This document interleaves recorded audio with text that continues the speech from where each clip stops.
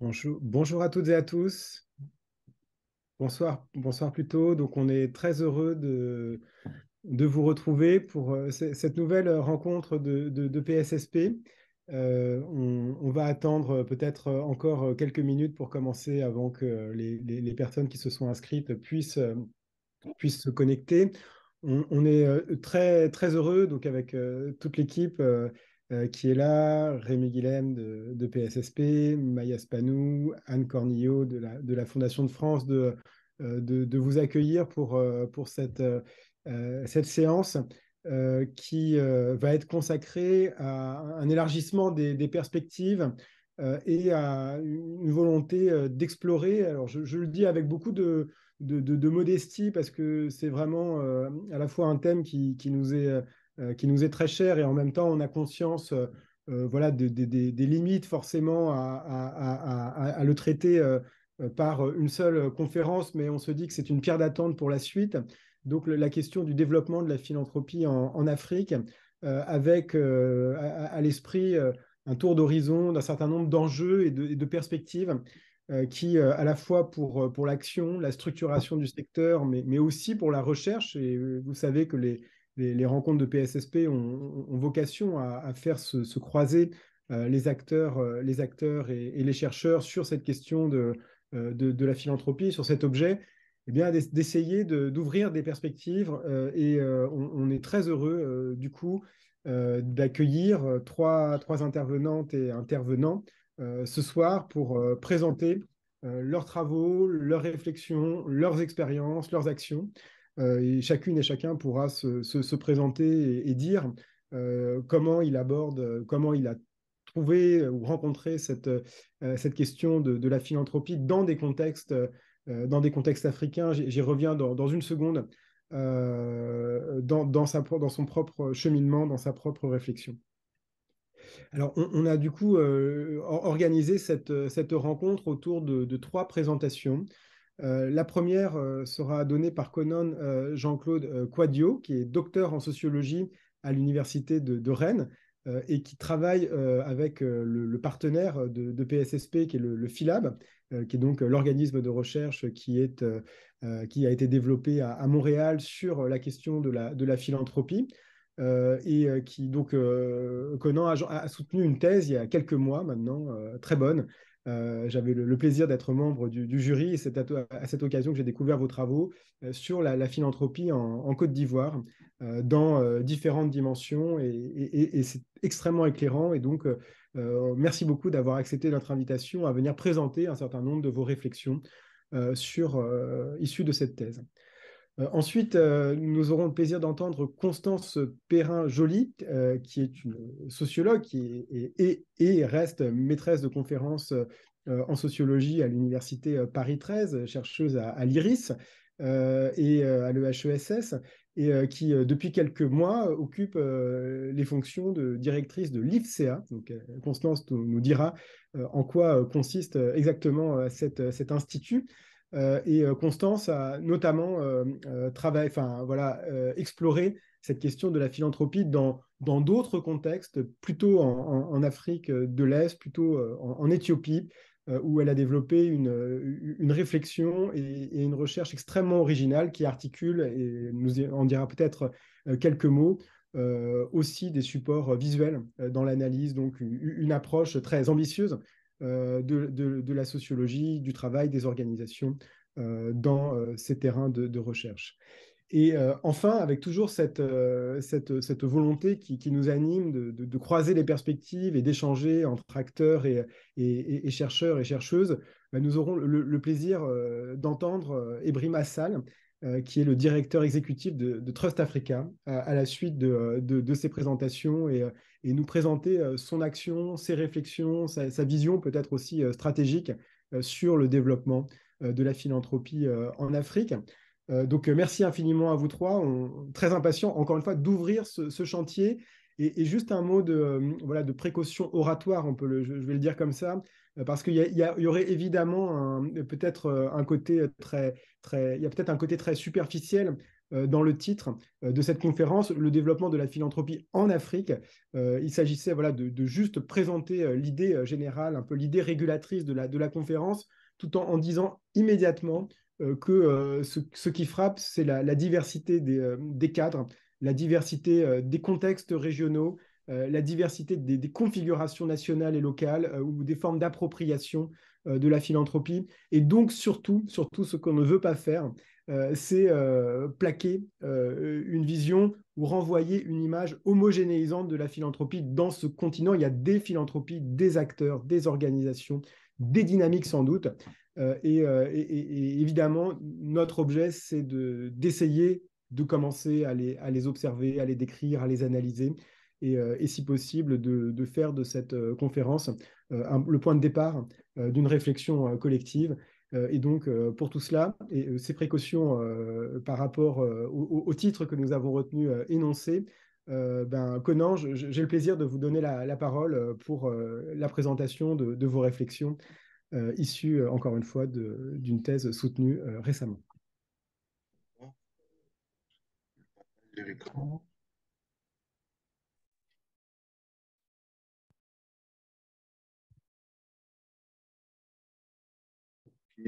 Je réduis ça.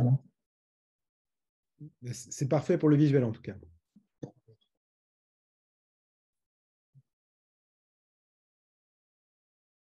OK. OK, merci à tous. Merci, professeur Nicolas Delvaux. Merci à Rémi aussi, Guilhem, de nous avoir associés à cette rencontre. Je voulais aussi profiter de l'occasion pour remercier une fois de plus l'État ivoirien et l'État français de nous avoir permis d'arriver à bout de ces travaux de recherche à travers une bourse de coopération. Je remercie également l'Université des Rennes de l'Iris et la professeure Schwenkens qui a dirigé ces travaux de recherche. Cela dit, notre sujet de recherche est intitulé Philanthropie avec étude du cas de la Côte d'Ivoire.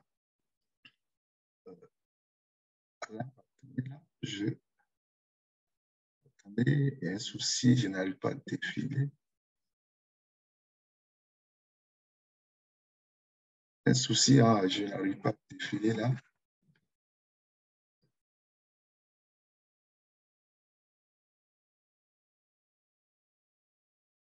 Désolé, je n'arrivais pas à défiler. Ok, c'est fait. Donc, du coup, je disais que mon sujet est intitulé Philanthropie et développement en Afrique, avec pour étude de cas la Côte d'Ivoire. Le plan de la présentation est le suivant. Introduction, problématique, hypothèse, positionnement théorique, méthodologie, résultat, conclusion. En introduction, nous commençons par définir la philanthropie. Par philanthropie, toute contribution volontaire au fait par des individus et des organisations essentiellement en faveur de l'intérêt général. Sur la base de cette définition et de ce que nous avons appris de la littérature, nous distinguons trois formes de philanthropie, à savoir la philanthropie individuelle, la philanthropie de masse et la philanthropie institutionnelle. Après cette brève définition, nous démontrons la pertinence du sujet. Cette pertinence se situe à trois niveaux. Au niveau de la pertinence contextuelle, on observe en contexte mondialisé une visibilité croissante de la philanthropie dans le champ du développement. Au niveau africain, on observe un certain dynamisme de la philanthropie africaine ces dernières années, avec un dynamisme plus marqué dans l'Afrique francophone. On observe aussi la présence marquée de Trust Africa et de Capsi qui essaient de dynamiser les choses, qui essaient de dynamiser la philanthropie africaine là. Il y a aussi la promotion de la philanthropie catalytique par le philanthrope Melu et aussi certains réseaux de philanthropes africains qui se constituent. Au niveau local, par exemple, notre attention avait été attirée par le don d'1 milliard de francs CFA offert au ministère de la Santé par une fondation. Au niveau scientifique, nous souhaitons, à travers cette recherche, contribuer à la recherche sur la philanthropie africaine, notamment dans l'Afrique francophone qui reste jusque-là un champ de recherche à exploiter. Au niveau opérationnel, nous souhaitons attirer l'attention du gouvernement sur les potentialités de la philanthropie ivoirienne et par conséquent de prendre des mesures pour l'encourager. Aussi, cette thèse pourrait servir, ou ces travaux pourront servir aux fondations pour améliorer leurs pratiques. Disons que la problématique qui légitime cette recherche se fonde sur deux constats. En un, nous constatons l'essor de la philanthropie ivoirienne. Quand on atteste les données de la Direction générale de l'administration du territoire, qui relève du ministère de l'Intérieur. Deux, le terrain a permis de constater que la philanthropie ivoirienne est saisie par des réalités ne lui permettant pas de contribuer de manière significative. Le problème qui découle de ces deux constats est la logique d'action ambivalente des fondations, c'est-à-dire qui oscille entre intérêt particulier et intérêt général, et des tensions qui naissent de l'interaction entre différents acteurs de la philanthropie. Conan, excusez-moi, je vous interromps juste une seconde parce que le retour son de votre intervention n'est pas très bon. Est-ce que peut-être vous pouvez vous rapprocher un tout petit peu de l'ordinateur, ça parlera peut-être plus facilement dans le micro. Désolé de vous avoir interrompu, on va voir. Peut-être j'utilise, je ne sais pas, un écouteur. Vous m'entendez mieux là? Avec micro, ce serait peut-être... Vous m'entendez mieux? J'utilise un écouteur. Je pense qu'avec un casque et micro, ce sera... Absolument, ça serait peut-être plus simple avec micro-casque. Mais c'est assez irrégulier quand on entend à peu près, mais ce n'est pas très confortable, disons. Pour le dire simplement.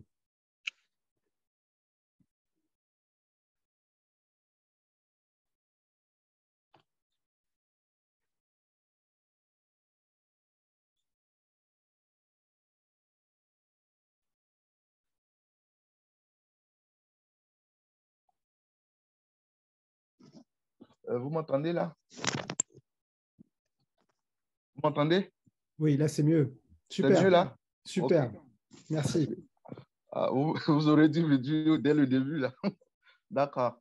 Donc du coup, je disais que le problème des recherches qui découle de ces deux constats est la logique d'action ambivalente des fondations qui oscille entre l'intérêt particulier et l'intérêt général, et aussi des tensions qui naissent de l'interaction entre les différents acteurs qui aboutissent à des crises de confiance. Or, nous savons avec la théorie du dilemme du prisonnier que des crises de confiance conduisent à prendre des mesures peu efficaces pour l'intérêt général. Donc, c'est face à ce problème que nous avons posé la question de recherche suivante. De quelle manière la philanthropie peut-elle contribuer significativement au développement de la Côte d'Ivoire? De cette question découlent deux questions subsidiaires. La contribution de la philanthropie locale dépendrait-elle de la nature des rapports entre ces différents acteurs où chacun trouverait son compte?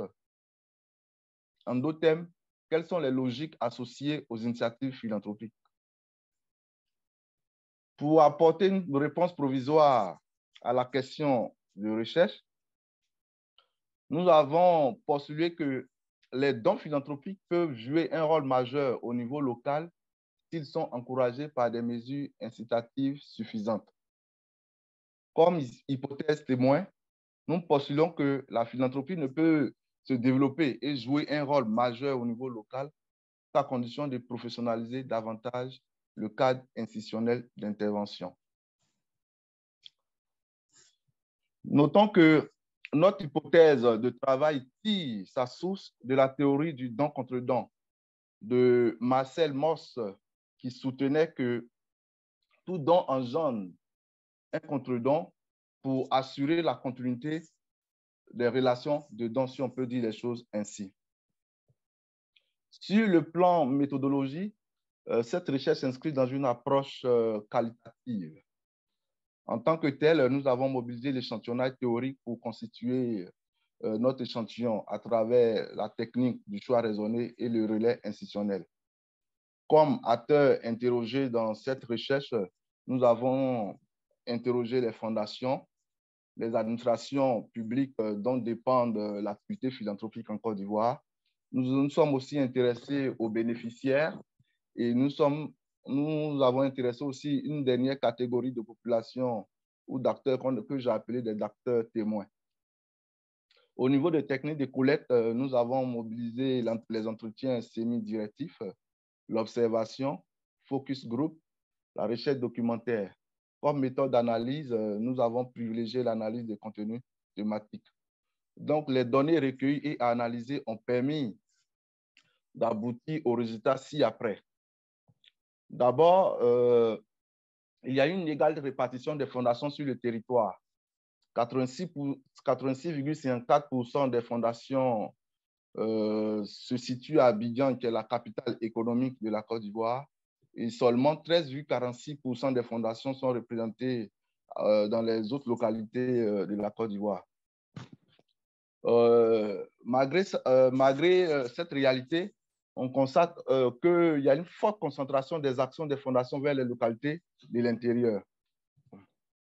Les données aussi permettent d'identifier 5 domaines principaux des fondations en Côte d'Ivoire, 5 domaines d'intervention des fondations en Côte d'Ivoire. Il y a ce que nous avons appelé des domaines d'intervention privilégiés, que sont le domaine de la santé et de l'éducation.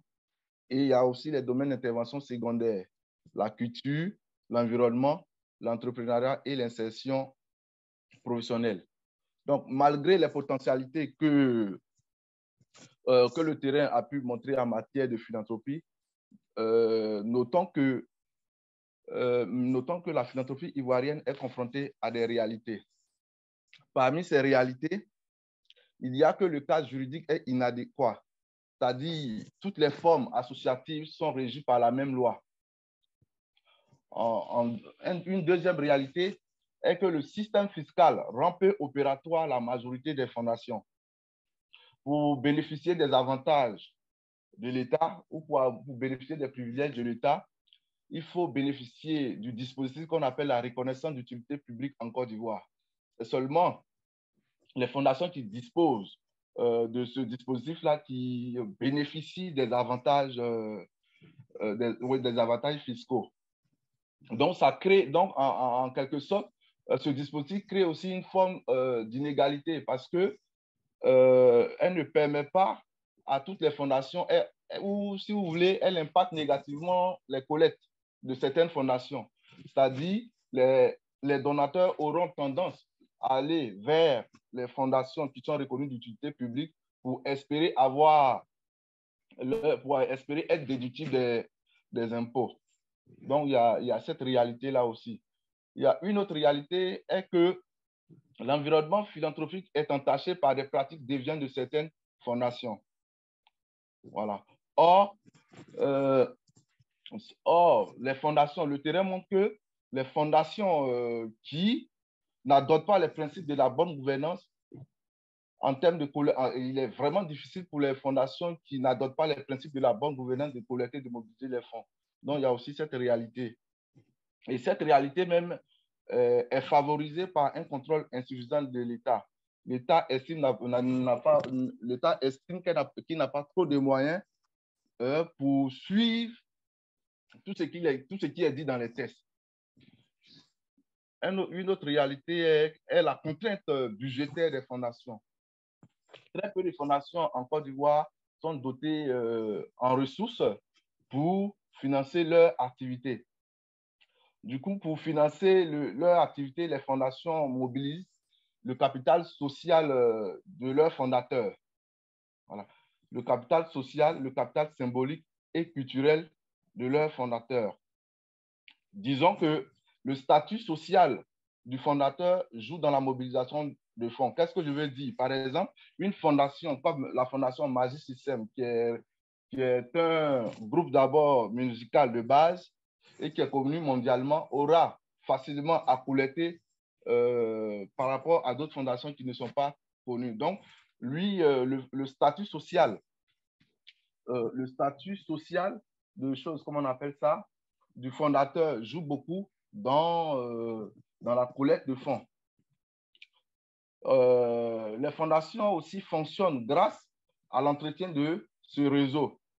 Voilà. Parce qu'il faut avoir le réseau de donateurs, mais aussi, il faut pouvoir entretenir ce réseau. Comment s'entretient les réseaux de donateurs? Les fondations, pour entretenir leur réseau, organisent des soirées, par exemple, de remerciements avec invitation de la presse à l'appui. Il y a d'autres fondations qui associent les images des donateurs aux projets réalisés, etc., etc.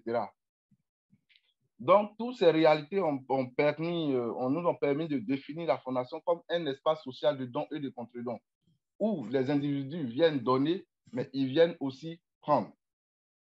Voilà. Et ensuite, nous sommes intéressés à l'analyse des relations entre acteurs. Et le terrain, les données ont montré qu'il existe plusieurs formes de relations. Entre autres, il y a des rapports de collaboration entre les acteurs qui se manifestent par l'interdépendance, c'est-à-dire des fondations se financent, d'autres mutualisent leurs efforts pour financer des projets et tout.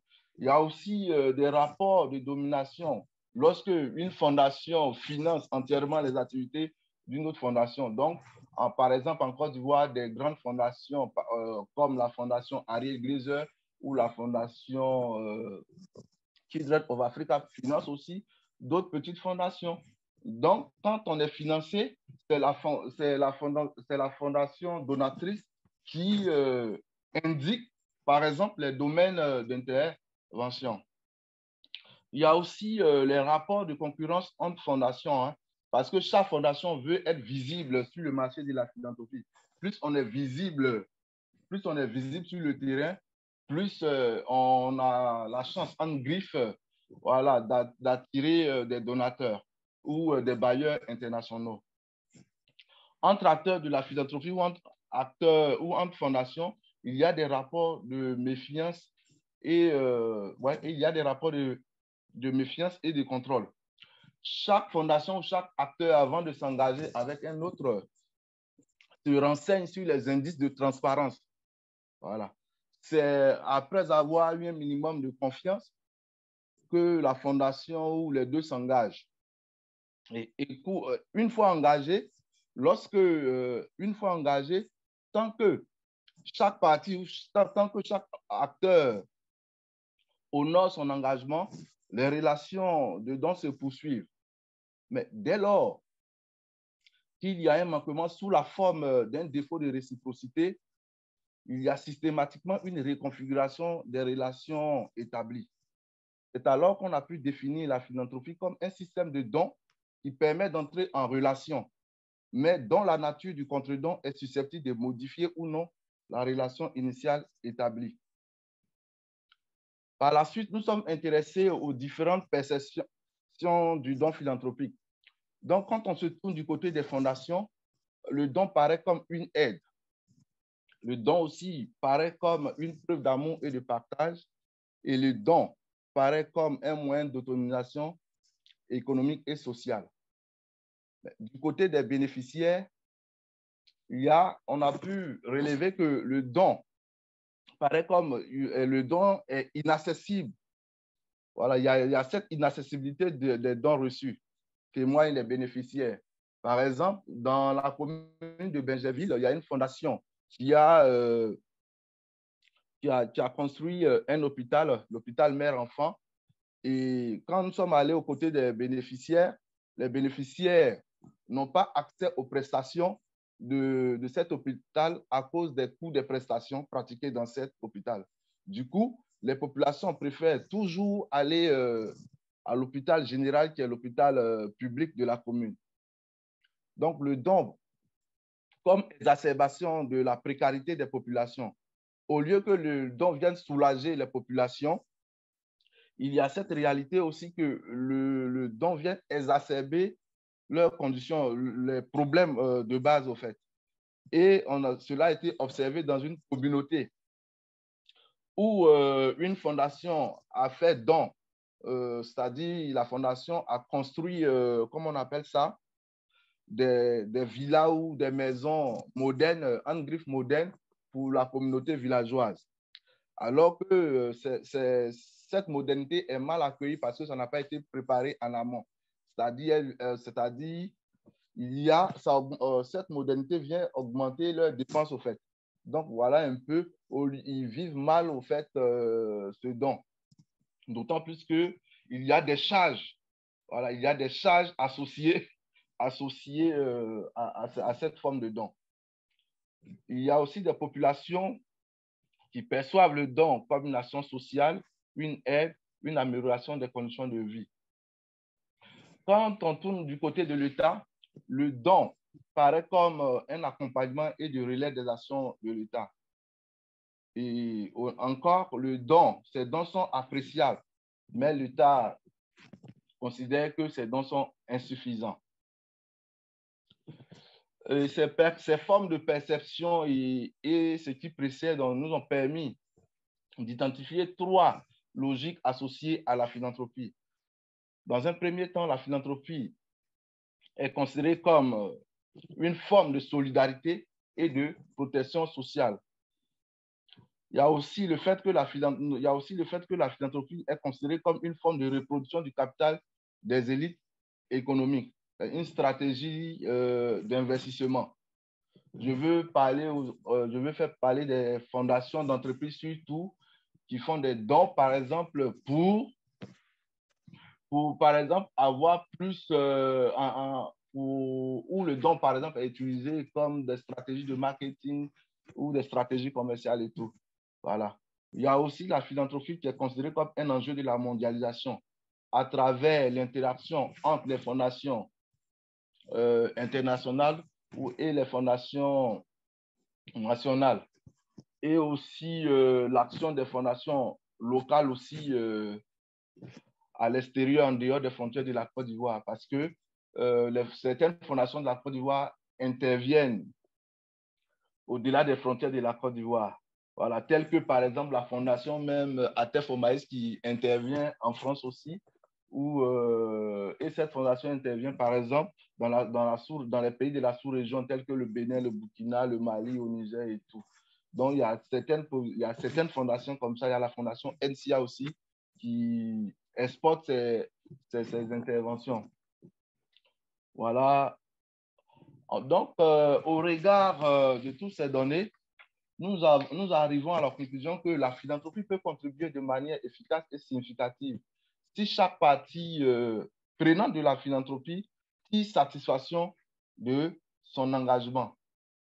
Cette thèse que nous soutenons repose sur le concept de la philanthropie incitative. Donc, à l'aide des données empiriques ou des données du terrain, la philanthropie incitative suggère que chaque acteur doit adopter certaines pratiques ou certains principes de la bonne gouvernance pour assurer la continuité des dons. De la sorte, l'État doit être en mesure, par exemple, de favoriser un cadre juridique adéquat et de faciliter, par exemple, de favoriser la philanthropie en matière fiscale. Et au niveau des fondations, par exemple, des acteurs philanthropiques eux-mêmes, tels que les fondations, ils doivent adopter les principes de la bonne gouvernance, tels que la transparence, par exemple, pour attirer, entre autres, la générosité, par exemple, des potentiels donateurs et aussi de l'État, parce qu'il y a aussi des tensions entre l'État et les fondations et aussi les autres donateurs lorsque il n'y a pas cette transparence-là. Donc, c'est tout ça que j'appelle les mesures incitatives. L'un doit, par exemple, créer le cadre favorable. L'autre doit adopter des mesures, comme on appelle ça, adopter des pratiques de la bonne gouvernance, telles que la transparence, la visibilité des actions. Et du côté des bénéficiaires directs, il doit aussi entretenir ou s'impliquer dans le suivi des dons, des actions réalisées. Voilà un peu ce que nous disons. Bon, en termes de limite de cette recherche, nous n'avons pas pu mettre en exergue la contribution réelle des fondations parce que avoir ces données-là, voilà, les fondations, en termes de données, soit contribution financière et tout ça, c'est des données qui sont vraiment sensibles. Elles ne mettent pas vraiment à disposition des chercheurs. Voilà. Et Merci beaucoup, Conan. C'est extrêmement riche. Alors, comme on fait d'habitude, je vais juste, donc après voilà, avoir dit à quel point voilà, cette thèse permet déjà de donner un coup de sonde sur ce qui se joue, les dynamiques juridiques, mais aussi géographiques et les dynamiques sociales autour de la philanthropie en Côte d'Ivoire, notamment son ancrage dans des réseaux de réciprocité qui jouent à différentes échelles, que ce soit du village ou du côté des fondateurs. Je voudrais juste voilà, savoir s'il y a une question de clarification, précision d'un point qui aurait été évoqué. Et si ce n'est pas le cas, je vous propose qu'on passe directement à l'intervention de... Merci beaucoup, Conan. Donc, on restait bien sûr là. On a la discussion ensuite. Mais de passer sans attendre la parole à Constance Perrin-Joly pour voilà, se déplacer, je donnais d'autres perspectives sur la philanthropie à partir d'autres contextes africains qu'elle a pu observer dans le cadre de terrains de recherche. Alors, je vais pouvoir partager mon écran, mais je pense qu'il faut que Conan enlève son partage pour que je puisse le faire. Arrêter le partage, Conan. Et... Oh là, je fais...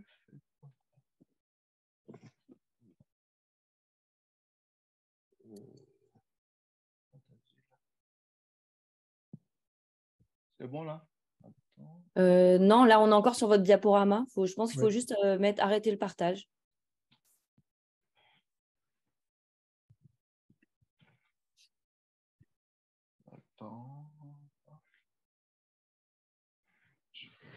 Je pense qu'on a tous cette... c'est encore ces petits réglages. Vous allez sur partager l'écran en bas de votre... Voilà, super. Bon, du coup, je prends le relais sur le partage d'écran.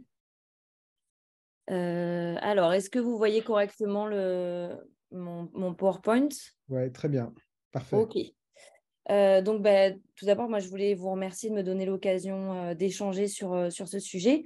Je ne suis pas vraiment une spécialiste de la philanthropie, comme vous allez le voir, mais je pense que je vais pouvoir présenter des choses qui vont, pour faire le lien avec ce qu'a dit Conan juste avant, dans plutôt de l'ordre de la philanthropie comme enjeu de mondialisation. Et je vais plutôt parler effectivement des fondations au nord qui financent des projets au sud. Et avant de faire cela, je vous propose de présenter un petit peu l'institution dans laquelle j'opère parce que ce n'est pas sans lien avec ces questions de philanthropie en Afrique. Et puis ensuite de revenir plus précisément sur mon enquête, l'enquête que j'ai réalisée en Éthiopie. Donc voilà, ma présentation, donc, elle sera en 3 temps. Je vais vous parler de l'IFSRA, Institute for Social Research in Africa. Ensuite, quelques éléments voilà, de ce que je peux observer et puis de notre dépendance, nous, en tant qu'association, au financement des fondations. Et puis revenir plus précisément et faire un lien avec ce que j'ai observé sur les entreprises sociales en Éthiopie qui font aussi l'objet de financement philanthropique. Alors, l'ISFRA, c'est un institut de recherche associatif qui a été créé par un bureau d'études. Alors, ça peut paraître un peu étrange. En fait, les personnes de ce bureau d'études étaient des gens qui étaient passés par la recherche et qui voulaient garder une activité de recherche en plus de leurs activités de consultance. Et donc, ils ont créé une association donc, au Burkina Faso, dont, on va dire, les enjeux, ou en tout cas dont le rayonnement est censé être au-delà du Burkina. Hein, ça, c'est plus un positionnement historique et qui s'est d'abord développé dans la sous-région, en Afrique de l'Ouest, puis en Afrique centrale et maintenant un peu en Afrique de l'Est.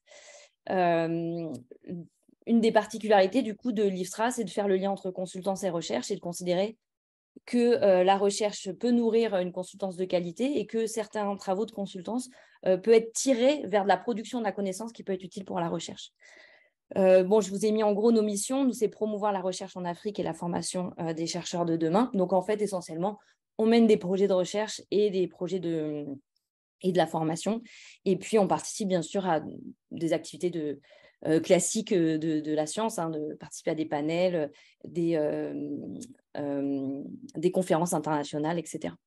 On s'appuie sur un comité scientifique et sur des chercheurs et chercheuses associés, ce qui veut dire que les gens qui participent à l'IFSRA sont des chercheurs et des chercheuses indépendants ou des consultants qui ont un PhD, donc qui ont un doctorat et qui souhaitent continuer à faire de la recherche, Donc, souvent des gens voilà, qui ont besoin d'avoir une institution ou en tout cas d'une dynamique collective pour continuer leurs activités de recherche.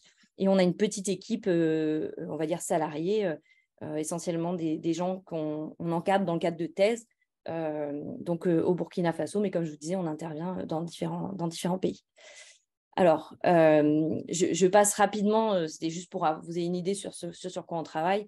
Comme la plupart des institutions de recherche, on s'est structuré en axes de recherche, un axe sur le développement. Vous verrez par la suite dans ma présentation qu'en fait, on n'avait pas tellement le choix que de parler du développement. C'est central, en fait, dès qu'on s'intéresse à l'Afrique, que ce soit des projets de développement public ou privé. Un axe sur la question des mobilités et de l'accès aux droits, d'où le terme de citoyenneté. Un axe sur les questions de patrimoine culturel ou de patrimonialisation culturelle et aussi lié à des activités d'archéologie. Et puis, on essaye d'insuffler dans toutes nos recherches une réflexion sur les rapports sociaux de genre. Alors, pourquoi je me suis un peu appesantie sur l'IFSRA, sauf pour le plaisir de vous faire un peu la publicité de cette institution, parce que en fait, c'est aussi un espace que j'ai découvert en arrivant donc à l'IFSRA en septembre 2022, qui est intéressant pour comprendre aussi les modalités de financement de la recherche en Afrique et à quel point ces financements ils sont ancrés et ils sont encadrés. Du coup, ils sont ancrés dans des logiques soit philanthropiques, soit de financement du développement, et du coup, ils sont encadrés aussi par ces logiques-là.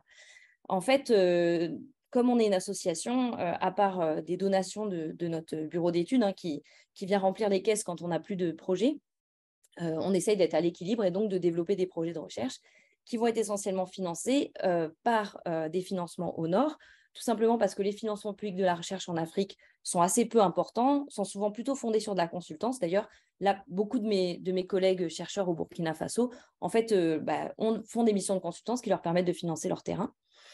Le problème de ces projets de recherche, c'est que comme le financement au nord est donné à ce qu'on appelle un PI, donc un porteur de projet au nord, très souvent, celui qui est le porteur de projet au sud est plus dans une position de sous-traitant, et aussi parce qu'il n'a pas forcément les moyens de participer à l'écriture des projets, ou en tout cas être intégré au même niveau que les porteurs de projets au nord. Et l'autre difficulté, c'est ce que j'ai appelé les enjeux paradoxaux de la gestion financière, c'est que finalement, beaucoup de laboratoires avec lesquels nous, on travaille en partenariat, donc de laboratoires qui sont ancrés dans des universités publiques, ont du mal à développer, à faire partie de ces projets-là à cause de problèmes de gestion financière. Donc, pour le dire simplement, par exemple, sur un projet à Djibouti, l'argent est versé à l'université, mais en fait, il ne sert pas à financer les activités du projet, mais il sert à financer d'autres activités de l'université de Djibouti, ce qui met du coup les laboratoires en porte-à-faux, parce que quand il faut rendre compte de l'usage de l'argent, ils sont bien embêtés parce qu'ils ne peuvent pas montrer que ça a servi du coup aux activités du projet.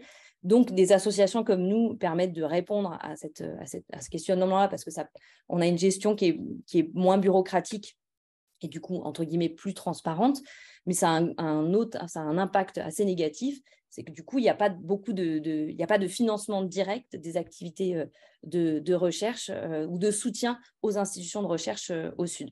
Enfin, il n'y en a pas, il y en a moins du fait de cette façon de contourner cette difficulté de la gestion financière. La plupart de nos financements, s'ils ne viennent pas de financement de recherche classique au Nord, en fait, viennent de financement de la coopération internationale.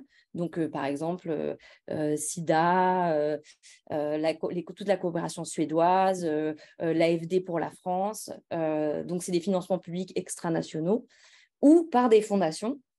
Ces deux types de financement ont en commun, en fait, d'être souvent associés c'est quasiment tout le temps des financements qui sont fléchés. Alors, quand on est au Burkina Faso, la plupart des financements sont fléchés sur les questions de paix et sécurité, ou éventuellement, notamment pour la France, il y a de plus en plus de financements sur la question de la gestion de l'accès à l'information, etc. Je ne vous fais pas un détail sur le contexte du Burkina Faso, mais vous pouvez imaginer pourquoi la France a des intérêts à financer ce genre d'action. Quand on est comme nous, qu'on intervient davantage, par exemple, moi je suis sociologue du travail et puis mon institution, on intervient beaucoup sur des enjeux économiques, on se retrouve souvent encadré ou soumis à un paradigme qui est le paradigme du développement. C'est-à-dire qu'on a des difficultés à mener des projets qui ne sont pas liées à cette question du développement, comme si l'Afrique se résumait à un continent à développer, avec deux versions, en fait, une version que je vais dire plutôt positive, qui est de dire, voilà, quels sont les leviers de développement, donc des projets qui sont autour des leviers de croissance, donc d'accompagner le développement de pays africains, ou une version qui est plutôt pessimiste, qui est plutôt l'Afrique comme pays pauvre, donc une concentration sur les populations vulnérables, sur la pauvreté, etc. La difficulté de ce type de cadrage de la recherche, en fait, c'est que ça limite aussi grandement la possibilité de proposer en fait des sujets innovants, notamment en termes de politique publique. Et on a tendance finalement beaucoup à reproduire des évaluations ou des travaux sur des dispositifs déjà anciens de politique de développement. Et on a du mal à sortir de cette vision un peu économiciste de l'Afrique. Alors, au-delà de la question du financement de la recherche, il y a quelque chose qui réunit ces deux visions du développement, c'est l'entrepreneuriat. Et en fait, ce qu'on voit apparaître, c'est une montée en puissance de la figure de l'entrepreneur comme levier de développement. Alors, on l'a vu dans les années 90 avec du coup, le développement du microcrédit qui était vu un peu comme la solution au sous-développement, avec aussi de plus en plus cette ambition de formaliser l'informel. Sachant qu'on peut tout à fait discuter le terme d'informel, mais il y a une idée très ancrée de dire que finalement, il y a beaucoup d'entrepreneurs informels en Afrique et qu'ils ont cette capacité de débrouille et cette capacité de débrouille, finalement, ça ressemble finalement à la vision qu'on a des qualités de l'entrepreneur, on va dire schumpeterien, et qu'il faudrait utiliser ces capacités pour faire de ces entrepreneurs informels des entrepreneurs du coup formalisés, qui grossissent, qui développent des entreprises de taille plus importante.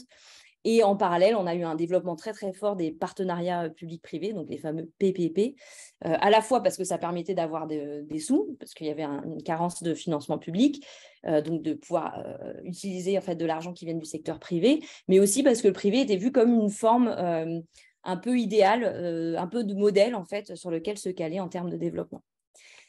Ce mouvement, en fait, qui met en centre la figure de l'entrepreneur, il a été assez accompagné par les fondations d'entreprise. Donc, moi, j'ai plutôt regardé fondations d'entreprise ou fondations portées par un entrepreneur. Beaucoup, vous allez voir sur les fondations qui sont au nord et qui financent des activités en Afrique. Et en gros, il y a eu... chaque fondation s'est un peu spécialisée en fonction du profil d'entrepreneur qu'ils voulaient soutenir. Donc, il y a beaucoup de choses en ce moment sur l'Africa Tech, donc sur l'idée de soutenir les startups africaines, sur l'intelligence artificielle, etc. C'est très à la mode. Il reste un mouvement de fond qui est assez ancien sur l'entrepreneur de subsistance. Désolée pour la faute d'orthographe. Donc, qui est l'idée de soutenir du petit entrepreneuriat, au risque parfois que cette vision de l'entrepreneuriat de subsistance, en fait, se fasse contre le salariat. Alors, c'est une petite incise. Je viens de mener une recherche exploratoire dans le cadre d'un projet sur la Fondation Mastercard, donc qui est dirigée par Marie Langevin et Sylvain Lefebvre, qui sont chercheurs à l'UQAM. Et ce qu'on voit dans ce cas-là, c'est que en fait, l'entrepreneuriat est vu comme l'objectif numéro 1. Et éventuellement, pour ceux qui ne peuvent pas être entrepreneurs, ils peuvent devenir salariés. Mais du coup, l'entrepreneuriat n'est pas vu comme une étape pour créer des entreprises qui vont créer de l'emploi. Elle est vue comme une étape en soi. Donc, on a finalement comme une myriade de micro-entrepreneurs. Ce serait un petit peu l'objectif tel qu'il est vu dans cette idée d'entrepreneuriat de subsistance. Bien sûr, c'est un peu caricatural. Hein. Il y a des comme je vais vite, mais il y a des nuances à apporter. Mais cette idée-là, en tout cas, elle se répand autour de cette idée d'entrepreneuriat de subsistance. Et un troisième type d'entrepreneur qui peut être soutenu par les fondations, en tout cas qui se développe, c'est l'entrepreneuriat social, c'est-à-dire des entrepreneurs qui auraient des activités au-delà de la génération d'un bénéfice économique de type social ou environnemental. Donc moi, je vais faire un petit focus là-dessus en vous parlant du coup de cette émergence de l'entrepreneuriat social en Éthiopie, qui est un pays sur lequel je travaille depuis 2015 et que en fait, je connais bien mieux que le Burkina Faso. Alors, pour vous parler de ça, je vais faire un focus notamment sur un élément moi, qui m'a marqué, c'est l'organisation du Social Enterprise World Forum en octobre 2019 en Éthiopie. Alors, pourquoi ça m'a marqué? Parce que cette espèce de salon international, on pourrait dire, qui rassemble des populations très diverses, à la fois d'entrepreneurs, de chercheurs, de fondations, d'ONG et de représentants de la puissance publique. Ce salon international, pour la première fois, avait lieu en Afrique et bizarrement, pas bizarrement, mais étonnamment en Éthiopie, qui n'est pas réputée être une terre d'entrepreneuriat, enfin pas spécialement une terre d'entrepreneuriat social. Je vous expliquerai après pourquoi. Dans le cadre de ce salon, enfin à la suite de ce salon, j'ai fait des entretiens donc, qui vont compléter ce que je vais vous présenter. Et par ailleurs, comme je travaillais déjà sur l'engagement moral des entrepreneurs, j'avais déjà dans mon escarcelle, entre guillemets, fait des entretiens avec des entreprises qui parfois ne se qualifiaient pas de social, mais qui correspondent un petit peu à ce label et qui parfois d'ailleurs, à la suite de ce forum, ont commencé à revendiquer le fait d'être des entreprises sociales. Pour aller un peu plus dans le détail sur... pour que vous compreniez un petit peu mieux de quoi je veux parler, je vais vous donner quelques éléments quand même pour comprendre le contexte éthiopien. Il faut imaginer qu'en fait, en Éthiopie, il n'y a pas beaucoup d'entreprises privées. L'Éthiopie, le pays est caractérisé par un type de gouvernement qu'on qualifie d'État développementiste, c'est-à-dire qu'on considère que l'État est le promoteur des politiques économiques qui s'inspire du coup beaucoup des pays d'Asie. Et donc, l'État va orienter l'économie en s'appuyant sur une bureaucratie et par des programmes. Le secteur privé est faible, c'est plutôt les entreprises publiques qui tirent la croissance et puis tous les projets de construction d'infrastructures qui peuvent être développés. Alors, il y a quelques entreprises privées qui souvent appartiennent soit au parti au pouvoir, soit à des membres du parti au pouvoir. Et puis sinon, on a deux catégories qui sont catégorisées, qui sont considérées dans les politiques économiques éthiopiennes. Il y a les investisseurs. Donc, vous voyez une photo là sur mon PowerPoint qui est du parc industriel d'Awassa. Donc, l'État développe avec la Chine énormément de ce type en fait, de secteurs, de zones d'activité protégées, qui sont des zones d'activité dans lesquelles les investisseurs peuvent développer des fortes industries, dès lors qu'ils les développent dans les secteurs déterminés comme prioritaires par l'État et qu'ils emploient suffisamment de la main-d'œuvre très nombreuse, puisque l'Éthiopie est un pays très, très peuplé. Deuxième type d'entrepreneurs qui sont considérés, c'est les petites entreprises locales et qui, elles, ressemblent un peu à ce que je disais sur l'entrepreneuriat de subsistance. Et je ne vais pas rentrer dans le détail, mais qui ont aussi un intérêt pour l'État en termes de contrôle de sa population. Dans ce petit entrepreneuriat, parfois, il y a des coopératives qui sont des structures assez anciennes en Éthiopie, qui ont émergé dans les années 60. Mais en fait, il n'y a pas de statut particulier de l'entrepreneur social. Il n'y a pas un statut légal, comme par exemple pour l'économie sociale et solidaire dans d'autres pays. Il n'existe pas ce type de statut en Éthiopie, où les gens doivent choisir entre être une entreprise ou être une ONG, pour le dire simplement en termes de statut juridique. Du coup, on peut se demander de but en blanc d'où vient cette catégorie d'entreprise sociale.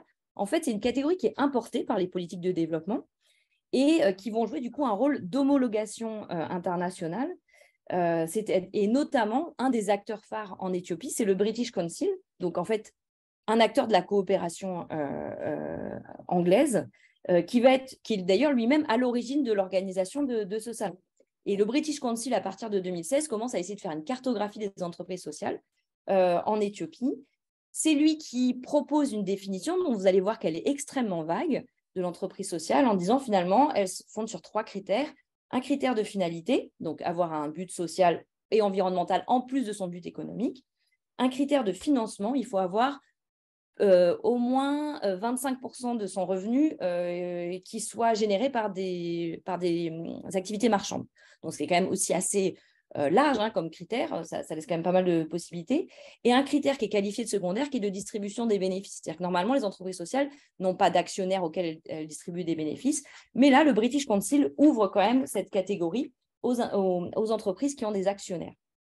En fait, ce qu'il faut voir, c'est qu'il y a un intérêt en fait, à mettre en avant cet aspect extrêmement flou pour justement faire émerger un label que d'autres vont pouvoir revendiquer. Et c'est comme ça que finalement, c'est ce qui a bien fonctionné dans ce forum, c'est effectivement d'offrir un label dans lequel les individus pouvaient, enfin les entreprises ou les entrepreneurs pouvaient se retrouver.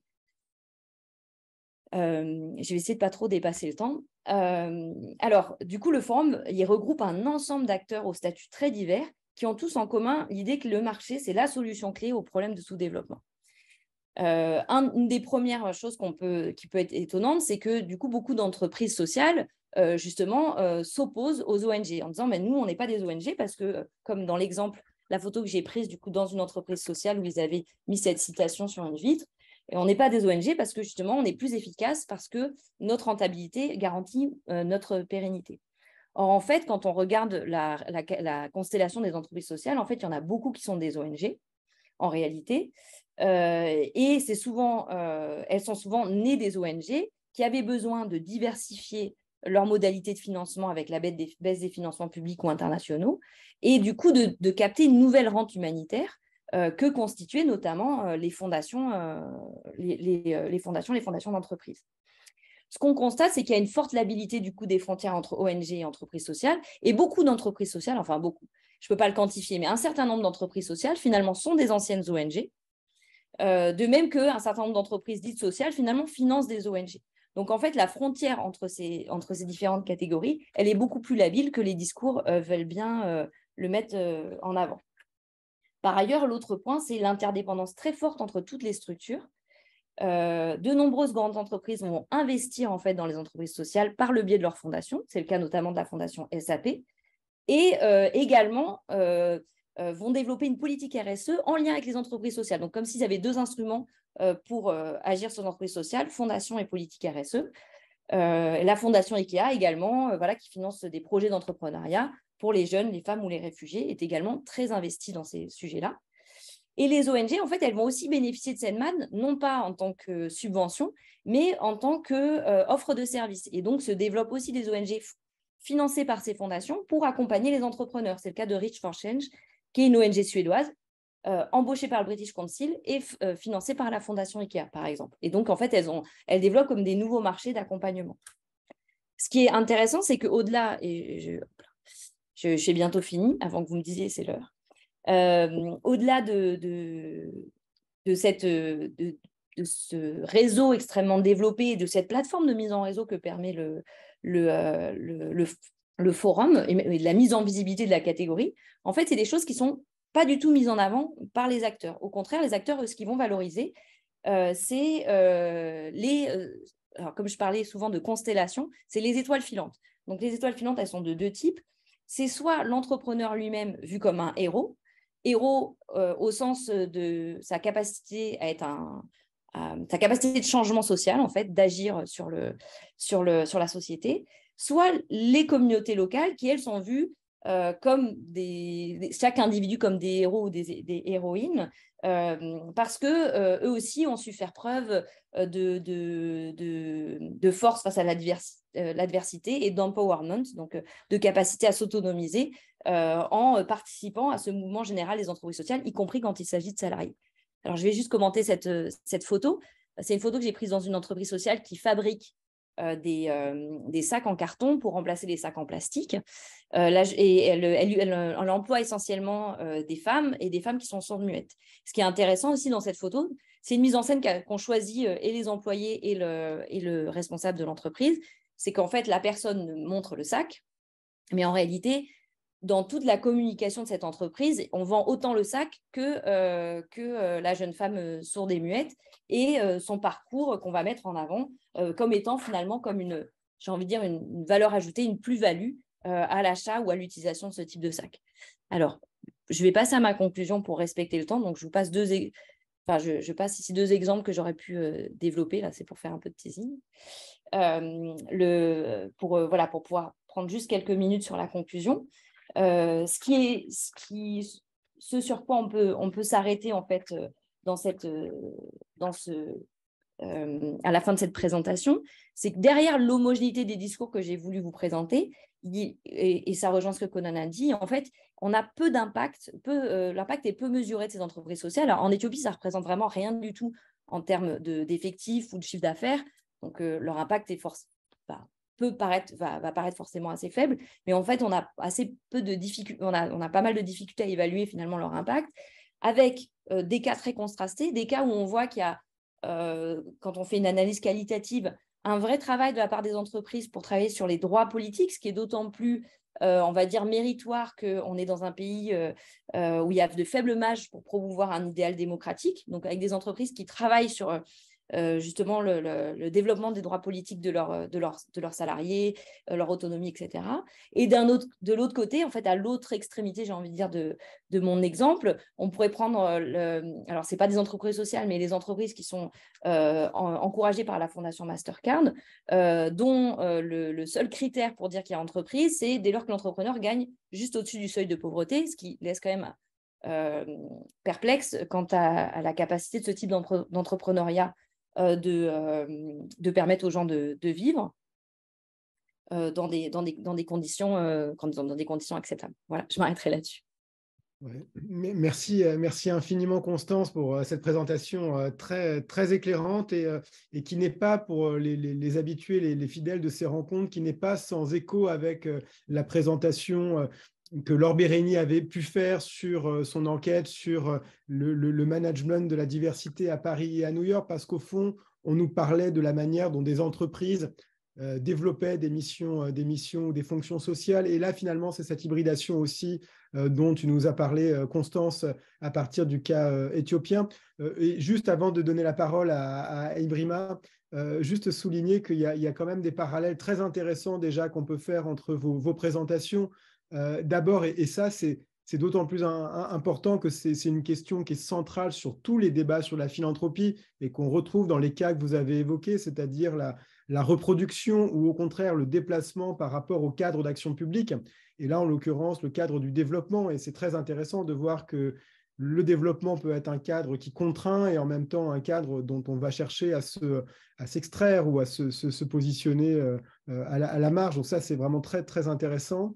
Et l'autre point, mais qui est là aussi une question très transversale, que vos deux interventions ont abordé sous des modalités assez différentes, c'est finalement les questions de décalage entre les financements, entre l'énoncé formel des programmes et la question de leur capacité à être effectifs ou à descendre à travers des procédures administratives, des cadres juridiques, et finalement, on pourrait dire une forme d'incertitude quant à l'effet auprès des bénéficiaires ultimes de ces actions. Donc voilà, ça ouvre des perspectives, mais je voulais juste faire ce croisement entre des présentations qui sont, je trouve, extrêmement riches et complémentaires.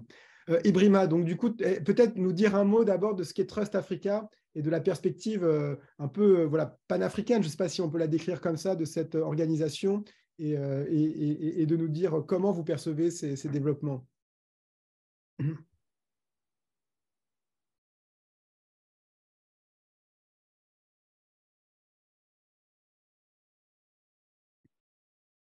Et Brima, je crois que votre micro est coupé. Le micro est coupé, Brima. Il l'est toujours.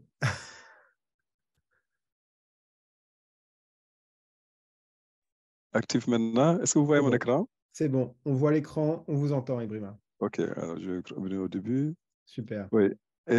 D'abord, merci de m'avoir permis de participer à cette conversation intéressante. Et merci à Maya et à la Fondation de nous avoir alertés et d'avoir établi la connexion. Et Trust Africa, pour en dire deux mots, est une fondation panafricaine qui est basée à Dakar et qui a été créée en 2006 comme fondation africaine à un moment où il n'y en avait pas beaucoup. Panafricaine aussi. Africaine, il y en avait certainement quelques fondations africaines, mais une fondation panafricaine basée en Afrique et dirigée par des Africains, il n'y en avait pas beaucoup à l'époque. Le paysage était dominé par les grandes fondations internationales, c'est-à-dire la Fondation Ford, la Fondation MacArthur et les autres, là, et qui avaient une présence dans le continent, mais quand même avec une certaine distance par rapport en tout cas, à un certain niveau d'engagement, ils ne pouvaient pas avoir par rapport aux communautés et opérant sur des agendas définis ailleurs, étant des institutions internationales. Et l'Afrique était un programme parmi d'autres, et le programme d'ensemble était défini donc ailleurs. Et donc l'idée d'avoir une fondation établie dans le continent, dirigée par des Africains, qui travaillent sur les priorités telles qu'elles sont définies et vécues à partir du continent, était en fait l'idée à l'origine de la création de Trust Africa, qui s'est voulu dès le départ comme être une institution qui contribue aussi à renforcer cette capacité d'Africains à intervenir sur leurs propres problèmes et d'avoir à faire sens par rapport à la compréhension des questions, mais également à pouvoir intervenir donc, sur toutes ces questions dont on parle là, de développement. Et alors, c'est une organisation philanthropique, mais qui est également une sorte de think tank parce qu'il attache beaucoup d'importance à ce qu'on appelle le thought leadership, à tous les récits qui se font autour des questions dont on parle. Et il faut dire que le champ se structure aussi de plus en plus. Et il y a une grande diversification au niveau de la philanthropie africaine. Mais il y a quand même une structuration qui se fait et une sorte de communauté qui émerge au niveau continental, communauté philanthropique. Et Trust Africa a aidé à créer des institutions telles que le réseau African Philanthropy Network, le réseau africain de philanthropie, et a participé au lancement aussi d'ONG panafricaines de plusieurs types et au niveau de plusieurs parties du continent. Et je pense que le contexte dans lequel tout ça se fait, c'est qu'on a un continent qui est confronté avec énormément de défis, parlant d'un continent à développer, quelqu'un utilisait le terme, comme la perspective qui est promue à un certain niveau. On se rappelle de ce que le professeur Joseph Kizerbo du Côte d'Ivoire, de Burkina Faso disait. En fait, on ne développe pas, et comme on le sait tous d'ailleurs, on se développe. Hein. Et donc, c'est cette approche qui consiste à dire que finalement, il y a énormément de défis. Et il y a des défis de toutes sortes, hein, des défis globaux qui se manifestent dans le continent, des défis qui sont plus particuliers au niveau du continent. Mais il y a également le fait que le rôle de l'État a évolué beaucoup. Et avec les libéralisations qui ont eu lieu pendant les années 80-90 du siècle dernier, l'État a laissé un champ assez vaste. Il intervenait dans beaucoup de domaines, il n'intervient plus, ou en tout cas, il n'intervient plus de la même façon. Et donc, il y a beaucoup de questions qui sont laissées un peu en suspens. Là. Et donc, ce qu'on a vécu, ce n'est pas seulement le libéralisme, mais c'est vraiment des formes extrêmes de libéralisme à partir du moment où ce qui passait comme étant des biens publics tels que l'éducation, la santé, ces domaines-là sont commercialisés et commodifiés à outrance, quoi. Et on ne se soucie pas du tout de quelqu'un qui se présente à l'hôpital public d'à côté, là, l'hôpital Fan. Je vous parle depuis Dakar. Et si on n'a pas les moyens de payer le ticket d'entrée, et ce n'est pas la peine de se fatiguer, on ne le laisse même pas entrer, quoi. Donc, il y a quelque chose qui s'est passé à ce niveau-là et qui montre les limites donc, des politiques qui dominent en fait le système. Et les économies sont également structurées de telle sorte que le secteur formel est encore quand même assez réduit dans la plupart des pays. Le secteur informel domine largement, surtout au niveau urbain. Et ça, on est obligé d'en tenir compte. Et il y a le fait qu'effectivement, le secteur privé ne peut pas faire tout et ne se soucie pas de l'intérêt général, en tout cas pas de la même façon qu'on l'aurait voulu pour la plupart des gens, quoi. Alors, dans ce contexte-là, la philanthropie reste une des réponses qui sont vraiment nécessaires. Et au niveau du continent africain, on dit que finalement, ça, ce n'est pas seulement une question de réponse. En fait, c'est une partie de la vie, quoi. C'est un train de vie, c'est une manière d'être, c'est une philosophie. C'est ça qui aide l'Afrique à tenir et qui a aidé l'Afrique à continuer à fonctionner de tout temps, en fait, au fond. Et on sait quelles sont les limites aussi de la philanthropie internationale. Donc, il est important, plusieurs raisons, d'arriver au développement de la philanthropie locale. Alors, ce qui s'est passé, c'est qu'il y a une diversification énorme donc, de l'écosystème. Il y a des traditions, les vieilles traditions de philanthropie, de solidarité, de partage de temps, partage de ressources et de talents qui continuent encore aujourd'hui dans tous les pays, on les retrouve, et qui sont fondés, soutenus par une philosophie de vie, c'est que les Africains d'Afrique australe appellent l'Ubuntu. Hein, au Sénégal, les Wolof parlent de nité, c'est-à-dire ce qui fait l'humain, en fait, au fond. Ce qui fait l'humain, ce n'est pas le fait d'être un individu, c'est le fait d'être un individu en société. Et que son existence n'a de sens que parce qu'il est en rapport avec d'autres personnes. Et que le bien-être de l'un n'est possible que quand il est quand le bien-être des autres. Pendant le Covid, on a popularisé cette formule-là. On est à l'abri de la pandémie que si tout le monde est à l'abri, en fait. On est sauve que si tout le monde est protégé, en fait, au fond. Mais ça, c'est la réalité de la vie, en tout cas telle qu'elle est vécue et comprise dans ce côté du monde-là. Et le philosophe sénégalais Souleymane Bassirou a écrit des textes assez intéressants sur cette question-là. Alors, et on a donc une situation où il y a la philanthropie institutionnelle, les fondations dont parle Conan dans son texte, là, Jean-Claude.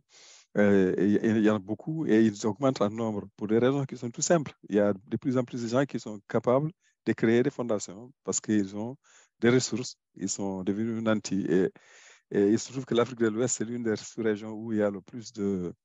Dans le temps, on disait que l'Afrique du Sud était le pays où le taux de croissance de millionnaires était le plus élevé, le plus rapide, quoi. Maintenant, Afrique de l'Ouest, je pense que est la partie du continent où on trouve le plus de millionnaires en dollars. Le Nigeria, lui tout seul, en compte beaucoup, en fait, comme on le sait. Et ce qui est intéressant, c'est aussi l'idée qu'on a de la philanthropie. En fait, l'idée qui domine, la perception qui domine sur la philanthropie, c'est cette philanthropie d'institutions et des fondations. Mais en fait, au fond, la plupart des gens, ce qui se passe au niveau du continent, même si les montants ne sont pas du même ordre, c'est cette philanthropie de proximité, c'est la philanthropie au niveau communautaire et des individus, c'est celle qui continue à faire bouger les gens. Et quand il y a un incendie ou une inondation ou une catastrophe quelconque, c'est les voisins qui se déplacent, les communautés qui se déplacent avant que la philanthropie internationale puisse arriver pour aider, quoi. Donc, il y a... et on a su avec le temps du Covid qu'il y a eu une augmentation énorme, en fait, justement, d'interventions de toutes sortes, y compris de la philanthropie institutionnelle. Alors, le paysage est d'un développement très, très inégal. Les situations sont très différentes, comme vous l'avez dit, Nicolas, tout à l'heure au début. Même au sein du même pays, il y a une diversité au niveau des régions et entre les régions. Et donc, on ne peut pas tout généraliser, quoi.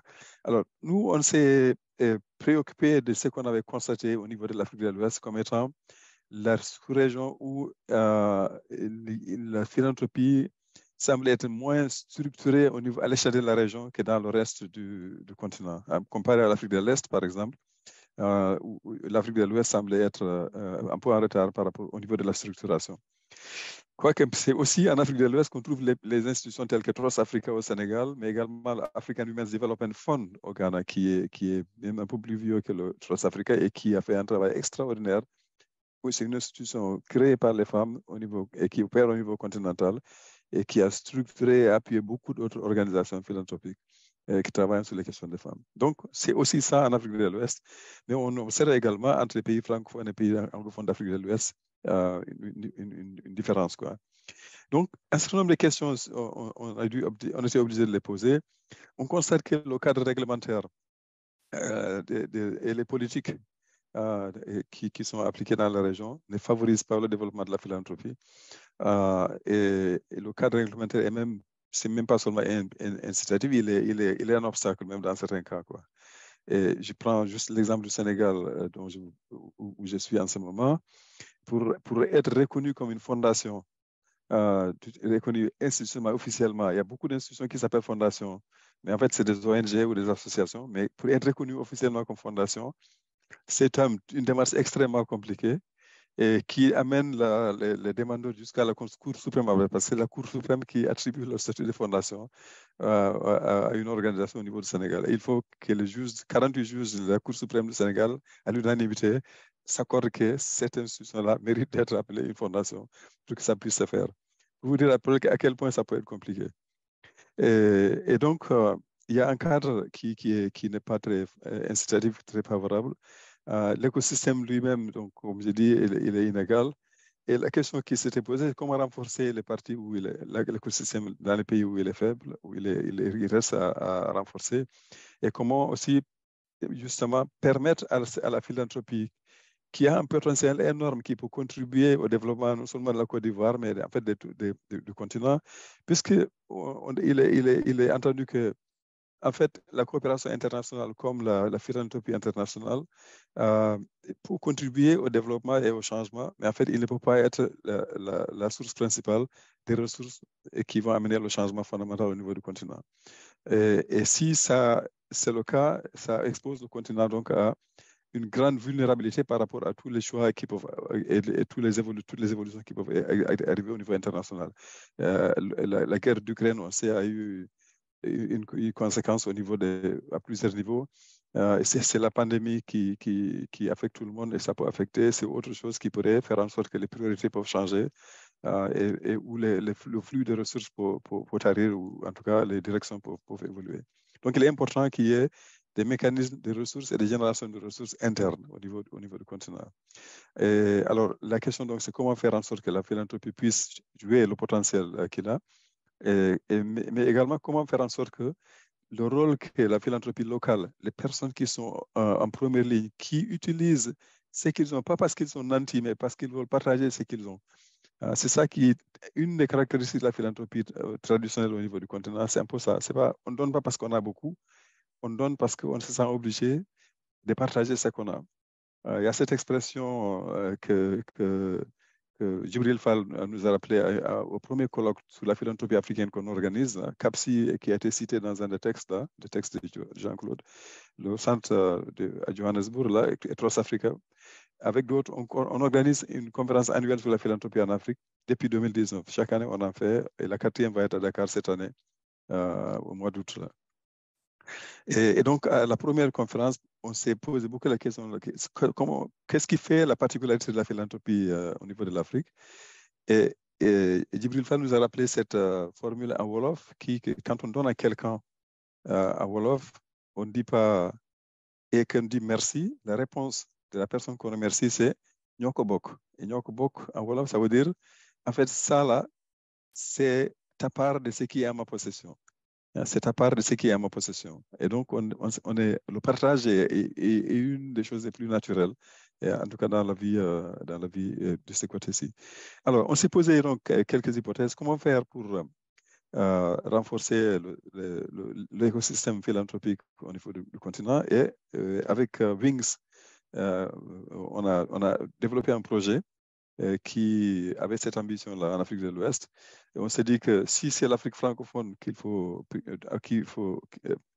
soucier, dont le développement il faut se soucier, il faudrait faire en sorte que on monte ces projets-là, qu'on développe l'écosystème, mais peut-être en commençant par l'écosystème d'appui à la philanthropie. Pas seulement l'écosystème philanthropique lui-même, les fondations individuellement prises, les organisations communautaires individuellement prises, mais les organisations d'appui. Si on arrivait à créer un réseau ou des structures et renforcer ces systèmes d'appui-là, eh bien, on aurait plus de chances de développer la philanthropie dans la région. Deuxième chose, c'est qu'il ne faut pas isoler les pays francophones des autres si on veut que ça se passe plus vite. Et la méthodologie, on a appliqué une méthodologie, j'ai passé très rapidement sur ça parce que je suppose que cette méthodologie est assez connue. C'est une méthodologie de cartographie participative, en fait, de la philanthropie, du paysage philanthropique en Afrique de l'Ouest. C'est une méthodologie que Wings avait développée et qu'il a tenté, qu'il a essayé, on l'a adapté au niveau de la région et on a combiné plusieurs choses là pour pouvoir arriver à, en fait, au fond, à créer une dynamique qui permet de repérer les principaux acteurs de la philanthropie en Afrique de l'Ouest, mais en impliquant les acteurs eux-mêmes dans la définition de qui est un acteur de la philanthropie et qu'est-ce qu'est la philanthropie, et quels sont les défis, quels sont les enjeux, quelles sont les difficultés de la région. Mais c'est également aussi arriver à se mettre d'accord sur quels sont les objectifs qu'on peut se fixer ensemble et quelle est la vision qu'on peut avoir de la philanthropie dans la région.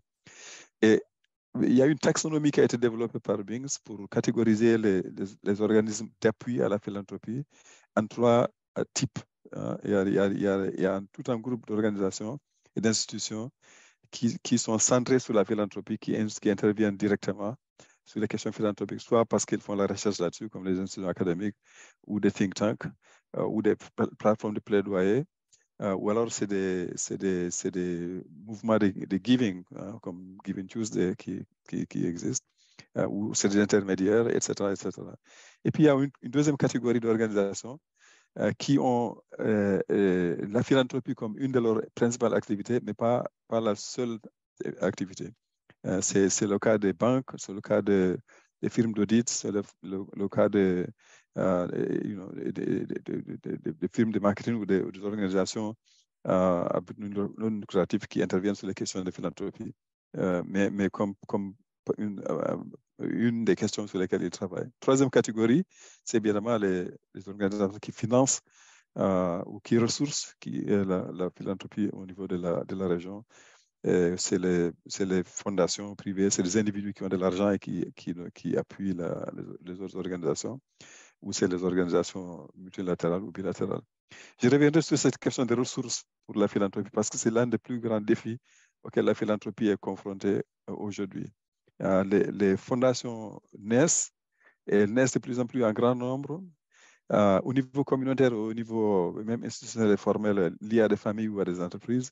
Mais après, comment les ressourcer davantage pour qu'elles puissent être plus efficaces dans l'action qu'elles mènent, ça reste un défi au niveau du continent dans son ensemble. Et les dernières initiatives dans lesquelles nous sommes impliqués, Trust Africa en particulier, c'est justement pour arriver à intervenir à ce niveau-là, pour prendre en charge cette question de ressources pour les structures philanthropiques d'une manière beaucoup plus importante qu'on ne l'a jamais fait.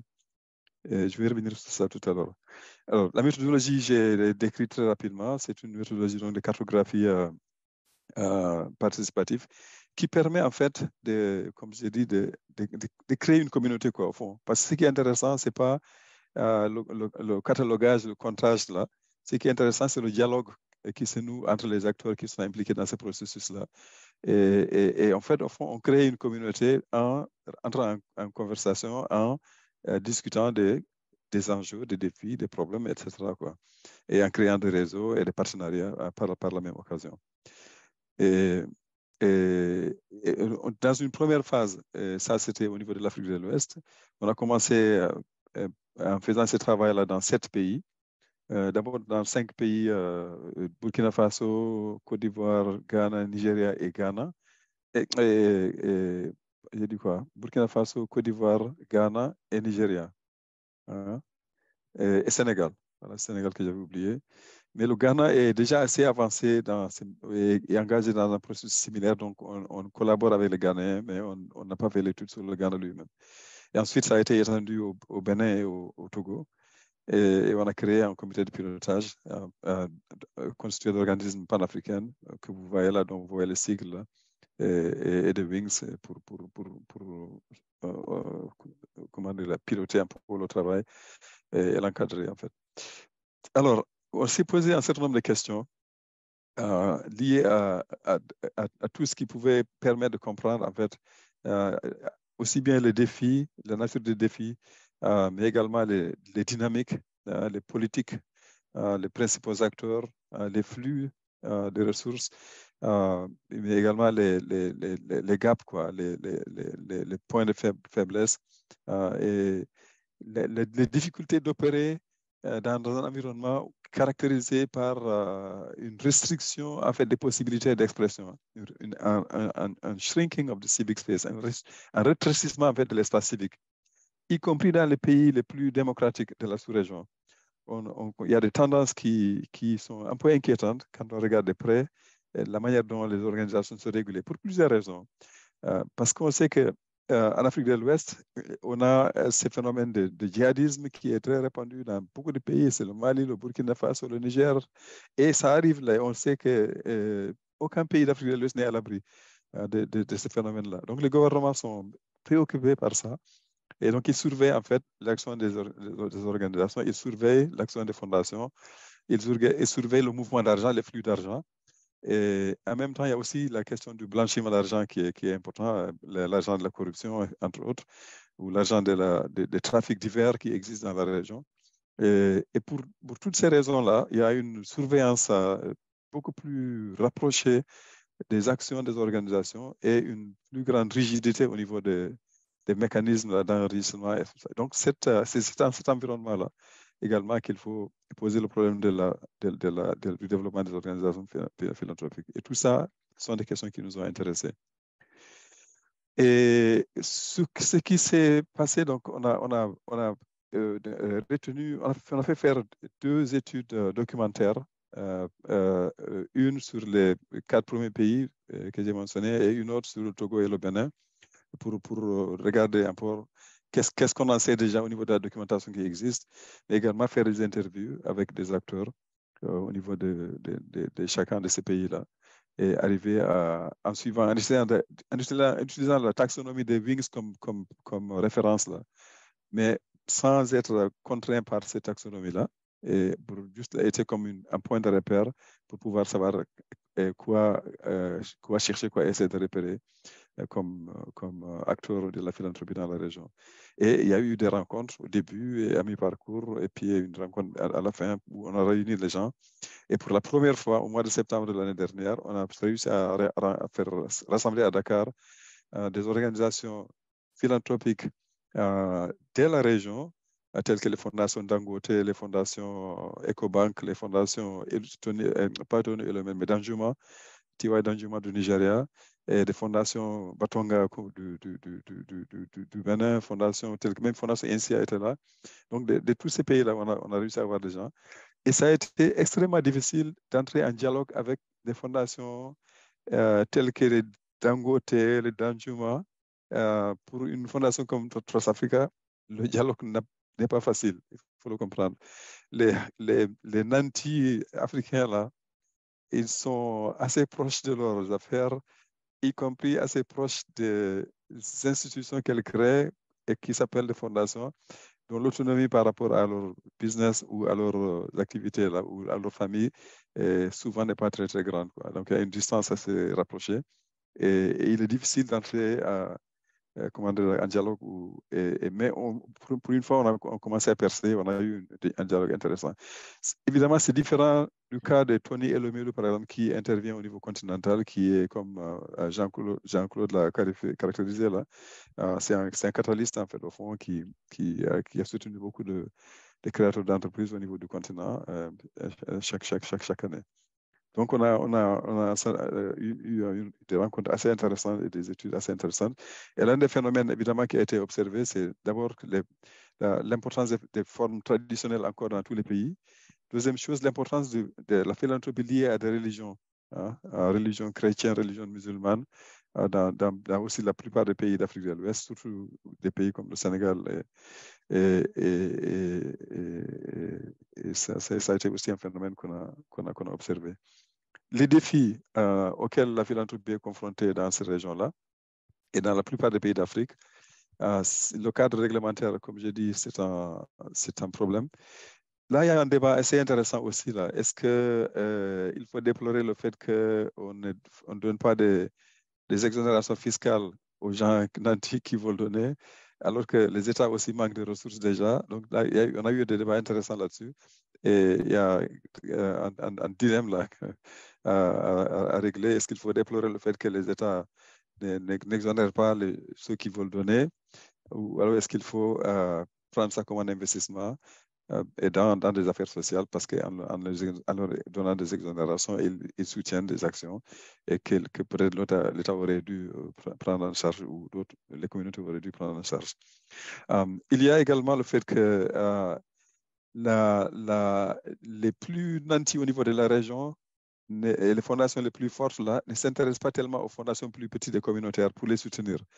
Donc là, il y a un gap. Donc du coup, quand on a un appui à la philanthropie locale, c'est souvent les fondations étrangères qui sont dans la région qui appuient les fondations locales et les organisations communautaires les plus petites. Donc ça pose un problème. Et c'est le problème qu'on connaît dans la littérature, des difficultés de relations entre les fondations internationales et les récipiendaires, au niveau de chaque pays. Ça, c'est connu et documenté énormément. Et tout ce que quelqu'un rappelait, la question du shift du power, la nécessité de revoir les questions de pouvoir qui se jouent entre les récipiendaires et les donateurs, et sur quel agenda, est-ce qu'il y a une prévisibilité possible par rapport à ce qu'on reçoit, est-ce qu'on a la capacité de travailler sur les questions qui nous tiennent à cœur, toujours, quand on est dépendant donc de cette grande fondation-là. Et troisième chose, c'est qu'il y a le fait quand même qu'on ne fait pas tellement attention, on n'utilise pas assez les ressources de la diaspora, qui est en fait, si on les prenait comme un bloc, c'est la source la plus importante de financement par rapport au continent. La diaspora transmet beaucoup plus d'argent que l'aide publique au développement, en fait. Ça, c'est établi et connu. Et ça vient sous plusieurs formes là. On n'a pas réussi à trouver des mécanismes qui permettent de canaliser ça pour soutenir aussi des projets d'investissement. On ne s'y intéresse pas assez. Alors, un certain nombre d'idées ont été émises pour justement renforcer l'écosystème d'appui au niveau de la région. Vous avez le tableau là. Je suis désolé, je n'ai pas pu traduire les textes. On a fait le document en anglais.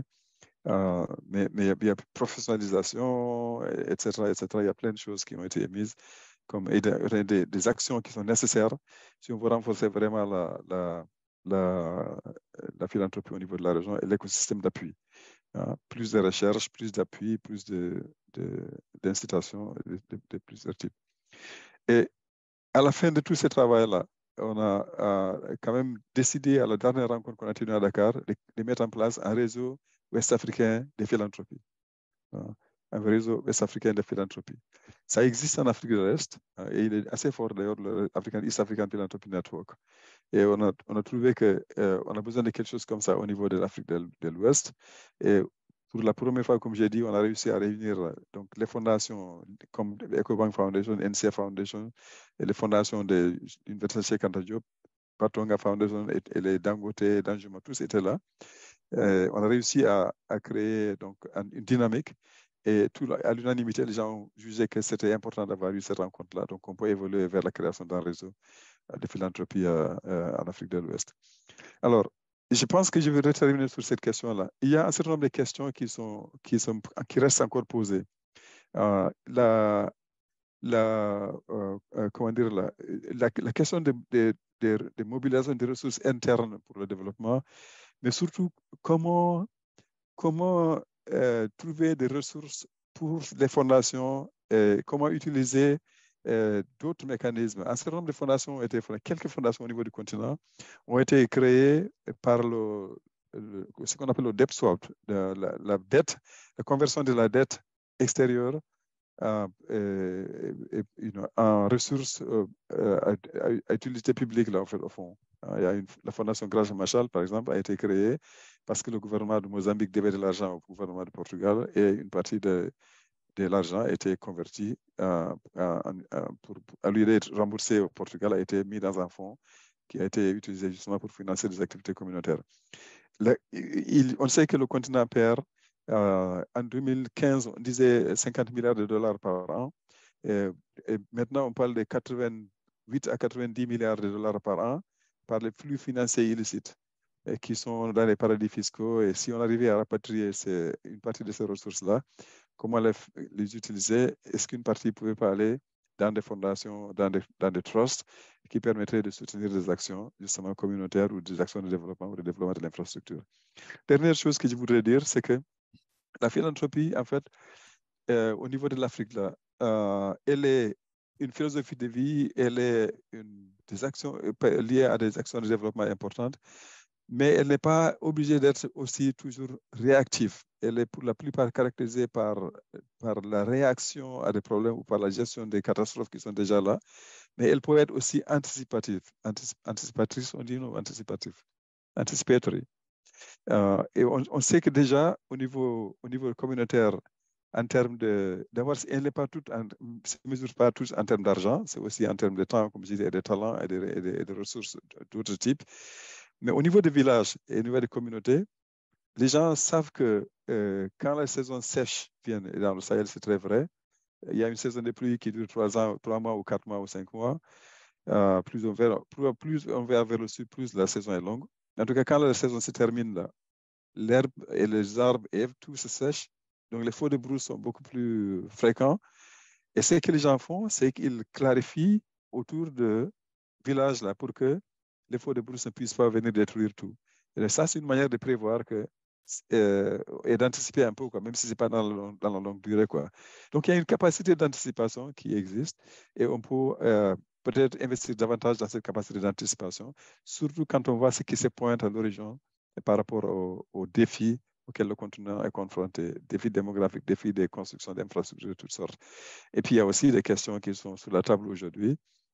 Comment faire si on devait rapatrier les objets d'art qui sont dans des musées ailleurs et où est-ce qu'il faut les mettre. Donc, les philanthropes ont des lieux où ils peuvent investir en fait au fond. Voilà, il y a beaucoup de choses qu'on pourrait dire. Je vais arrêter là pour ne pas prendre trop de temps. Mais j'ai été touché par la réflexion de Constance sur le financement de la recherche. Ça, c'est une question qui m'est particulièrement chère. J'ai passé beaucoup d'années à travailler au Codestria, y compris en tant que secrétaire exécutif pendant 8 ans. Et c'est une question sur laquelle je suis intervenu et pendant toutes ces années-là, et je sais à quel point elle est importante.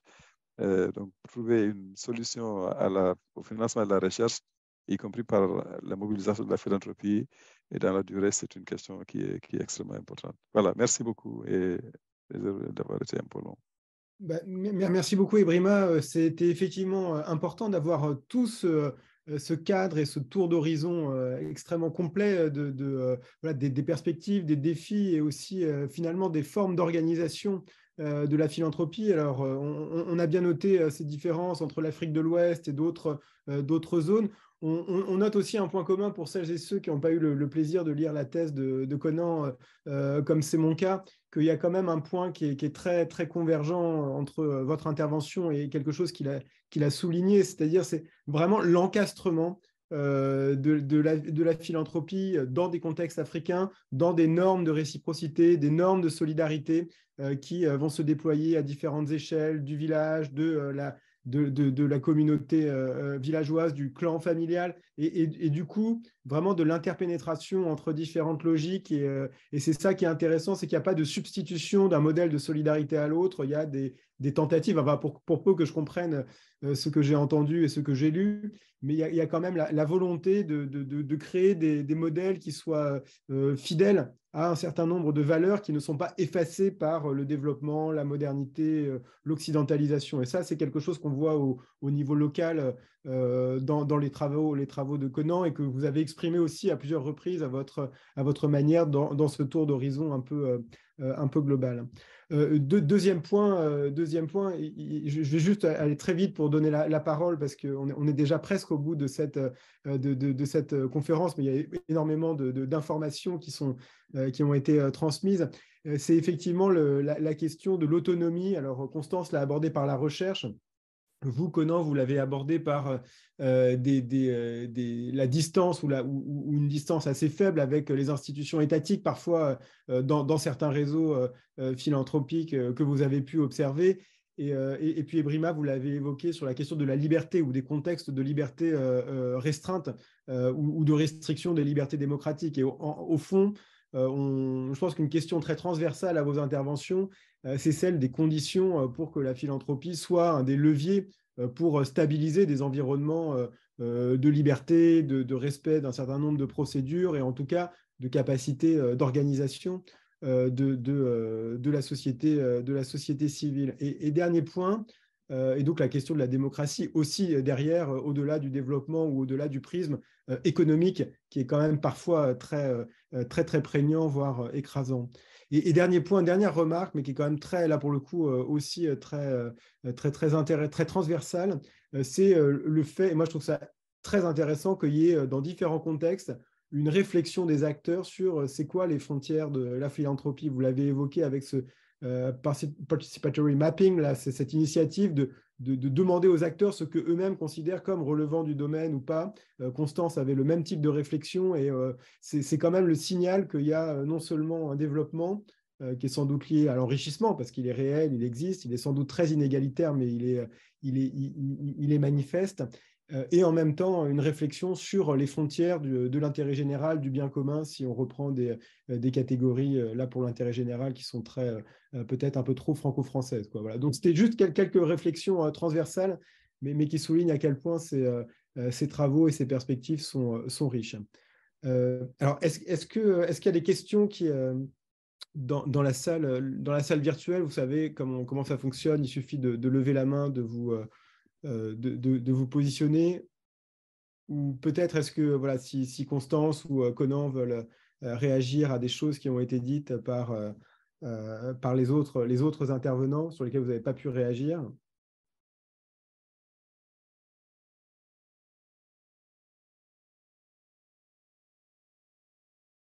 Oui, Maya. Oui, Maya et Constance. OK, merci. Je commence? Vas-y, Maya, vas-y. Très bien.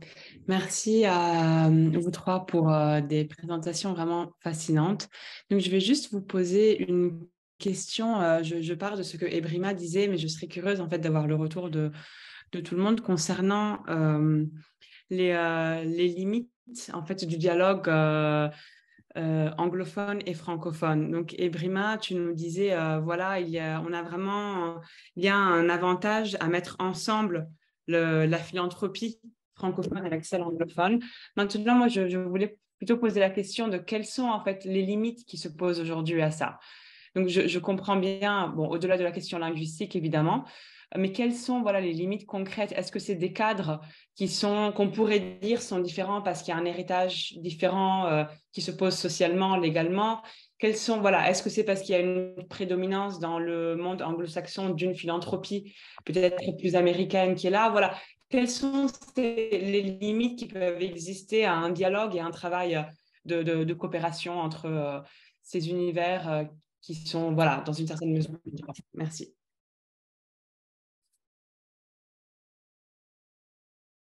Est-ce que, Constance, tu veux donner des éléments de réponse et poser ta question en même temps, du coup, éventuellement?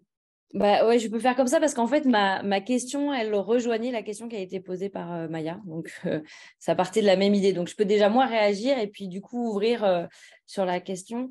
D'abord, je voulais rappeler que l'Éthiopie n'est pas... Alors, c'est toujours... Je rappelle toujours ça à chaque fois que je fais des présentations, mais l'Éthiopie ne fait pas partie de la sphère anglophone. Hein, c'est un pays amarophone qui n'a pas été colonisé, donc qui a un statut un peu particulier. Cela dit, les dernières... on va dire depuis...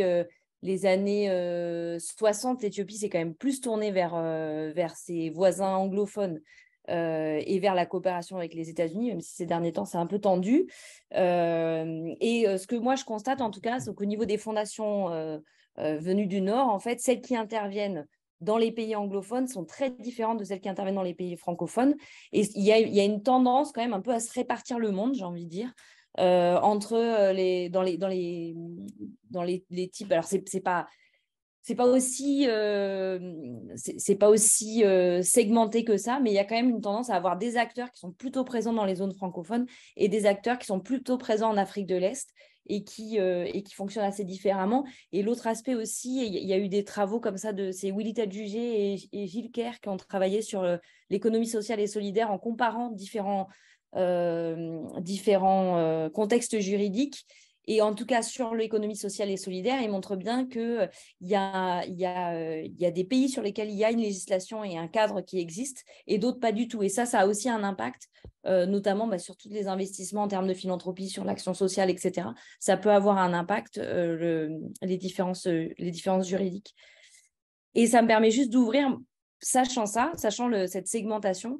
Moi, j'avais envie justement de poser la question, notre collègue d'Africa Trust, sur, vous avez pris beaucoup d'exemples en fait sur ce qui existait en Afrique de l'Est ou en Afrique anglophone et qui n'existait pas forcément en Afrique francophone. Ce qu'on se rend compte, c'est qu'il y a quand même des liens qui existent dans l'Afrique de l'Ouest francophone et anglophone.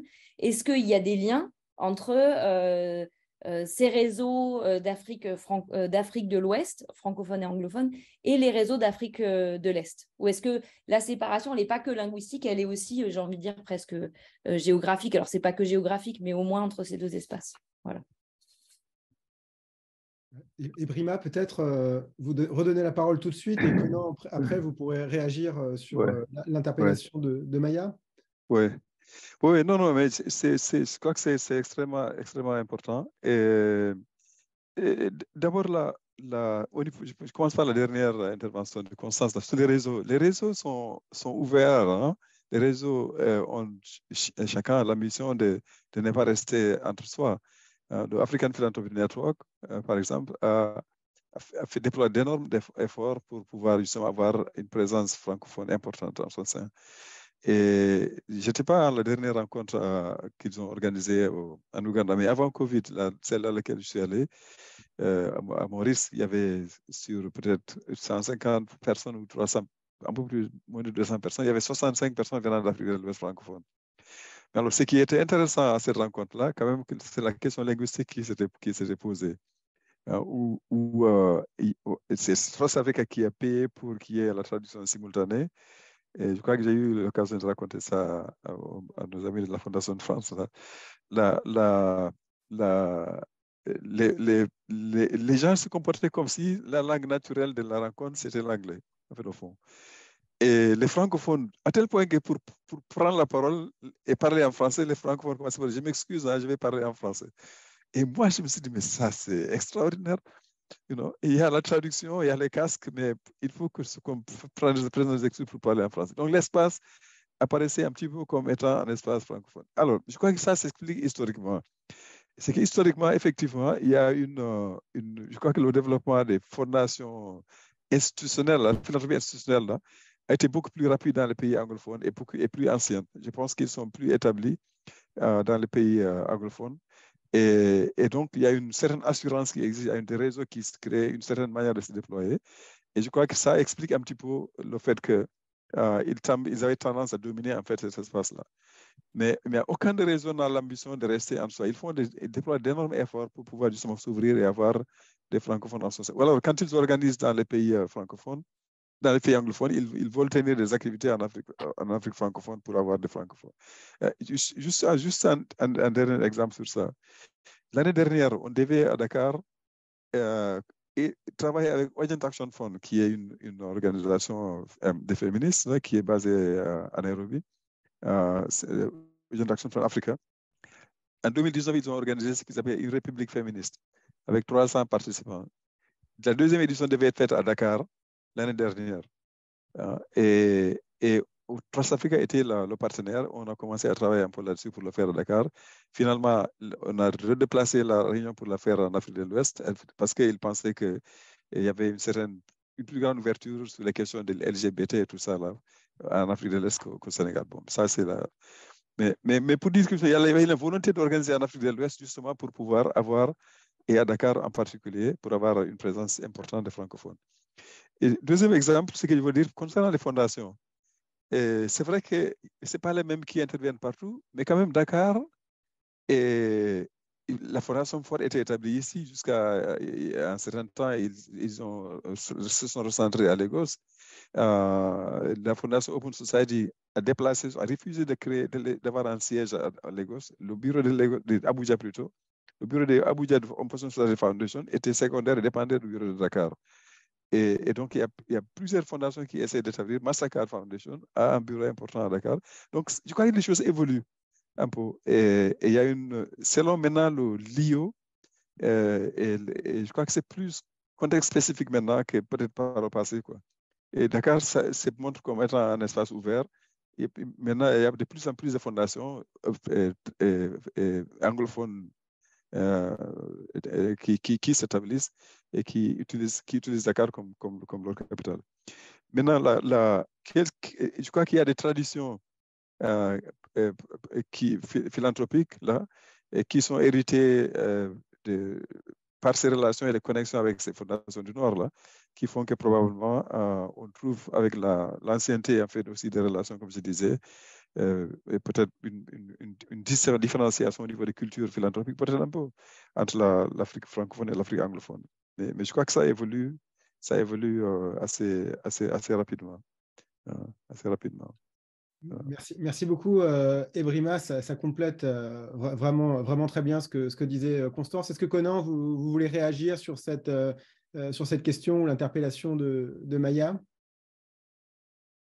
Je rejoins Ibrima sur son dernier propos. Moi, je vois ça sur des indices culturels, au fait. Donc, voilà, c'est pour plutôt des raisons culturelles.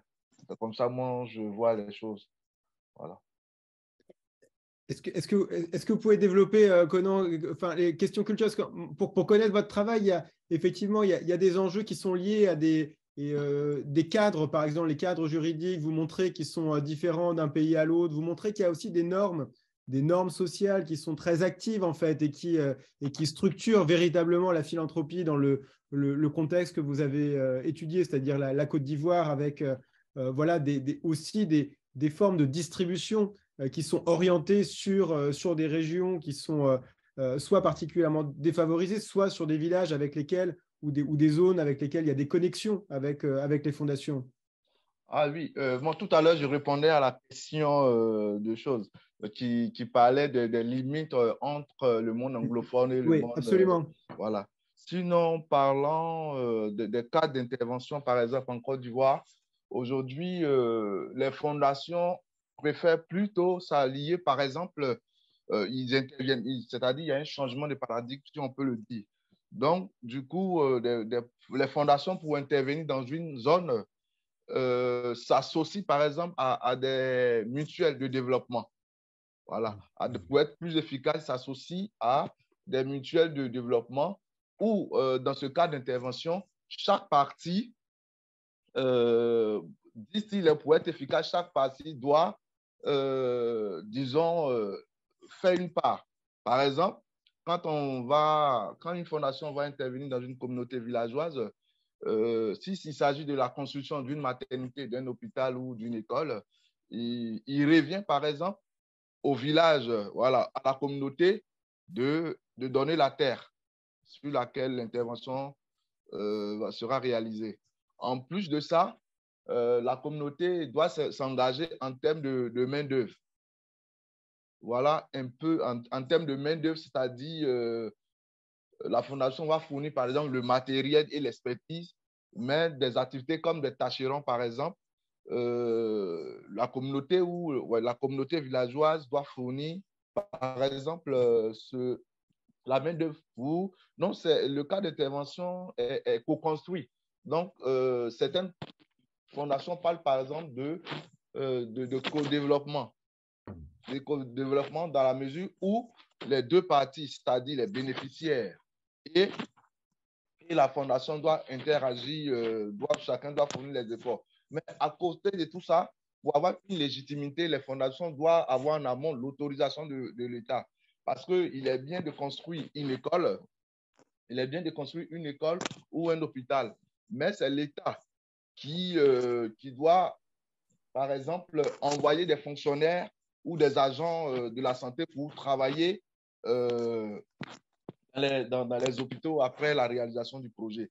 Si cela n'est pas fait en amont, puisque les fondations, disons, entre parenthèses, les fondations n'ont pas assez de moyens pour entretenir ou pour payer des fonctionnaires ou pour payer des salariés à long terme.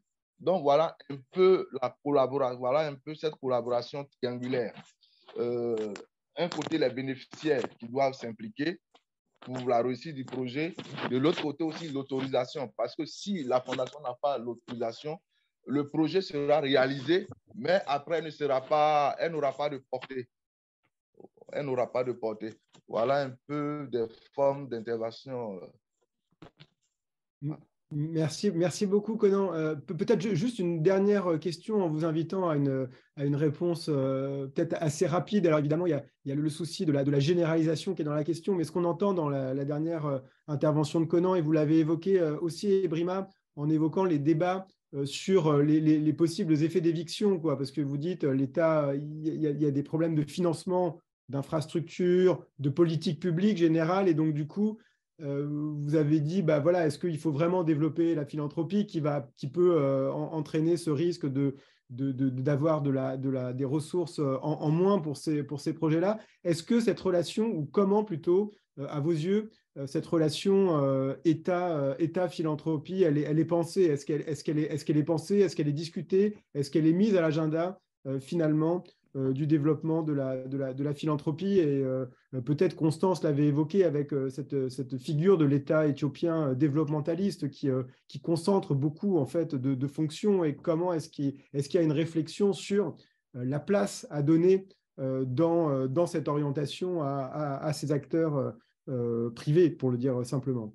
Et voilà, je vous propose qu'on conclue sur cette réponse, si ça vous va. Oui, je peux déjà dire que je crois qu'au niveau de l'État, les ministères, hein, eux apprécient la valeur de ce que les fondations font et de la philanthropie. Parce qu'ils voient une complémentarité, ils les voient intervenir au niveau des écoles, au niveau des prisons, au niveau de plein de trucs. Donc, ce qui est défini de manière centrale comme politique et qui peut être assez restrictif est d'un côté, mais dans le même temps, on trouve individuellement pris des ministères qui finalement tiennent attention. Moi, l'autre jour, j'ai rencontré quelqu'un ministère, c'est Trossavka qui lui a financé une étude qu'il a fait sur les cantines scolaires au niveau primaire. Il souhaiterait même faire la même chose au niveau de secondaire. Donc, je crois que l'État voit l'intervention de la philanthropie, pour une part, comme complémentaire à ce qu'il fait comme prolongement de son action. Mais ça dépend de quoi on parle. Si c'est sur les questions des droits, sur les questions d'espace civique, des droits de l'homme et de gouvernance, là, quand les philanthropistes là, se mettent à soutenir les mouvements sociaux, les organisations de droits de l'homme qui posent des questions difficiles, où est-ce que l'argent est passé, qui est-ce qui a fait quoi, comment, et là, l'État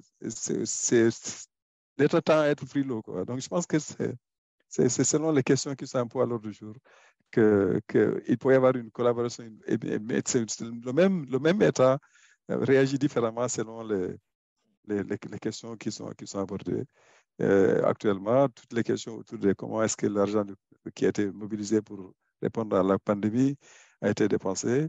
Et si une organisation philanthropique soutenait ces mouvements-là, on se mettrait à dos le gouvernement en particulier par rapport à ça. Voilà. Donc, il y a plus. Je crois que c'est plutôt complémentaire dans la plupart des cas quand même. C'est vu comme étant complémentaire. Ce que je disais par rapport à la, c'est la taxe. Il y a un débat sur la fiscalité. Oui, c'est ça. Est-ce que la fiscalité, est-ce qu'il faut exonérer pendant longtemps, on disait que la philanthropie ne se développe pas parce que l'État ne donne pas assez d'exonération fiscale. Et c'est en réponse à ça qu'on dit que finalement, mais comment est-ce qu'on peut continuer à soutenir cette idée-là tout en disant que l'État ne fait pas assez pour mobiliser toutes les ressources fiscales dont il a besoin pour s'atteler au problème. D'accord, merci beaucoup. Constance, j'ai noté que Francis Charon avait une question, on lui redonnera la parole juste après ce tour, mais vas-y Constance, si tu veux réagir sur ce point. Ouais, peut-être en deux mots, parce que c'est peut-être aussi assez particulier. Je ne suis pas sûre qu'on retrouve ça dans d'autres pays. Enfin, il y a sans doute des phénomènes similaires, mais peut-être pas exactement comparables. Pour l'État éthiopien, la philanthropie, c'est une ressource d'extraversion. Ça veut dire que c'est une manne financière et il ne se passe aucun projet philanthropique de Fondation du Nord sans la collaboration de l'État, soit en amont, c'est-à-dire où l'État définit, nous, on a besoin d'argent pour faire ça. Et donc, si vous voulez intervenir en Éthiopie, il faut que vous rentriez dans ce cadre-là, soit en aval, c'est-à-dire que généralement, la sélection, par exemple, de bénéficiaires d'un dispositif qui va être financé par des fondations, elle se fait toujours avec des instances administratives au plus bas niveau. Donc, c'est très rare que les fondations, elles aient la main, par exemple, pour mener exactement la politique qu'elles veulent. Elles sont toujours obligées de se soumettre à cet encadrement administratif qui est aussi une façon pour l'État de contrôler les populations dans un pays qui est un pays autoritaire. Voilà. Merci beaucoup. Conan, vous voulez réagir là-dessus ou on prend la question de Francis peut-être? Francis ou Conan, allez-y, et Francis après. Bon, comme Ebrima disait tout à l'heure, au fait, tout dépend des rapports de l'État et des fondations, tout dépend de là où on se situe. Hein. Voilà, parce que, par exemple, en Côte d'Ivoire, l'État soutient plutôt les fondations qui soutiennent ou qui s'intéressent ou qui interviennent dans par exemple, le domaine matériel de choses, bien-être, c'est-à-dire la construction d'écoles, des hôpitaux. Mais lorsqu'on s'intéresse au domaine immatériel tel que la bonne gouvernance et tout ça, vous commencez à avoir des problèmes avec l'État, en fait. Voilà, donc c'est peut-être parler dans le même sens que Ebrima.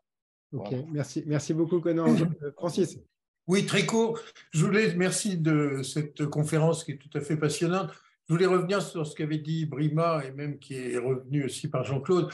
Je crois que la question de la création d'une culture philanthropique, elle appelle beaucoup pour les fondations internationales à soutenir les réseaux comme le West African Network of Philanthropy. Ils sont ces réseaux qui arrivent à mettre en place les bonnes pratiques et qui permettent d'échanger avec les collègues pour savoir quelles sont les bonnes pratiques africaines et qui ne sont pas imposées de l'extérieur. Et ce que disait Ibrima dans la création de ce réseau, les Américains ont beaucoup soutenu les réseaux dans l'Afrique de l'Est, c'est pour ça que c'est beaucoup plus développé. Les Européens au moins, et en tout cas les Français ont moins développé le soutien à ces organisations collectives comme Wings, mais au niveau africain. Donc vraiment, il faut aussi penser à ça. C'est quelque chose de très, très important que la structuration du mouvement philanthropique en Afrique. Merci pour ces mots de conclusion qui sont parfaits et un immense merci à tous les trois. C'était vraiment passionnant. On a vraiment le sentiment d'ouvrir un continent, là pour le coup, au sens littéral et métaphorique. Et donc, on va prolonger ces réflexions de manière certaine dans les prochains mois. Donc, merci infiniment. Un dernier mot pour vous dire qu'on aura une prochaine rencontre le 9 mai au même horaire et on parlera de la question de l'utopie et du caractère utopique ou non de la philanthropie à partir de réflexions spéculatives, philosophiques menées par notre collègue Laurent Jean-Pierre et d'un ouvrage paru récemment de François Sarfati et Camille Dupuis sur l'école 42, développé par Xavier Niel. Et donc, on essaiera de confronter la théorie et la pratique de l'utopie au regard des initiatives philanthropiques. Un très grand merci à vous. Ce sera le 9 mai et une très bonne soirée par avance. Merci infiniment. À très bientôt. Merci. Merci Au revoir, beaucoup. merci. Au revoir. Merci.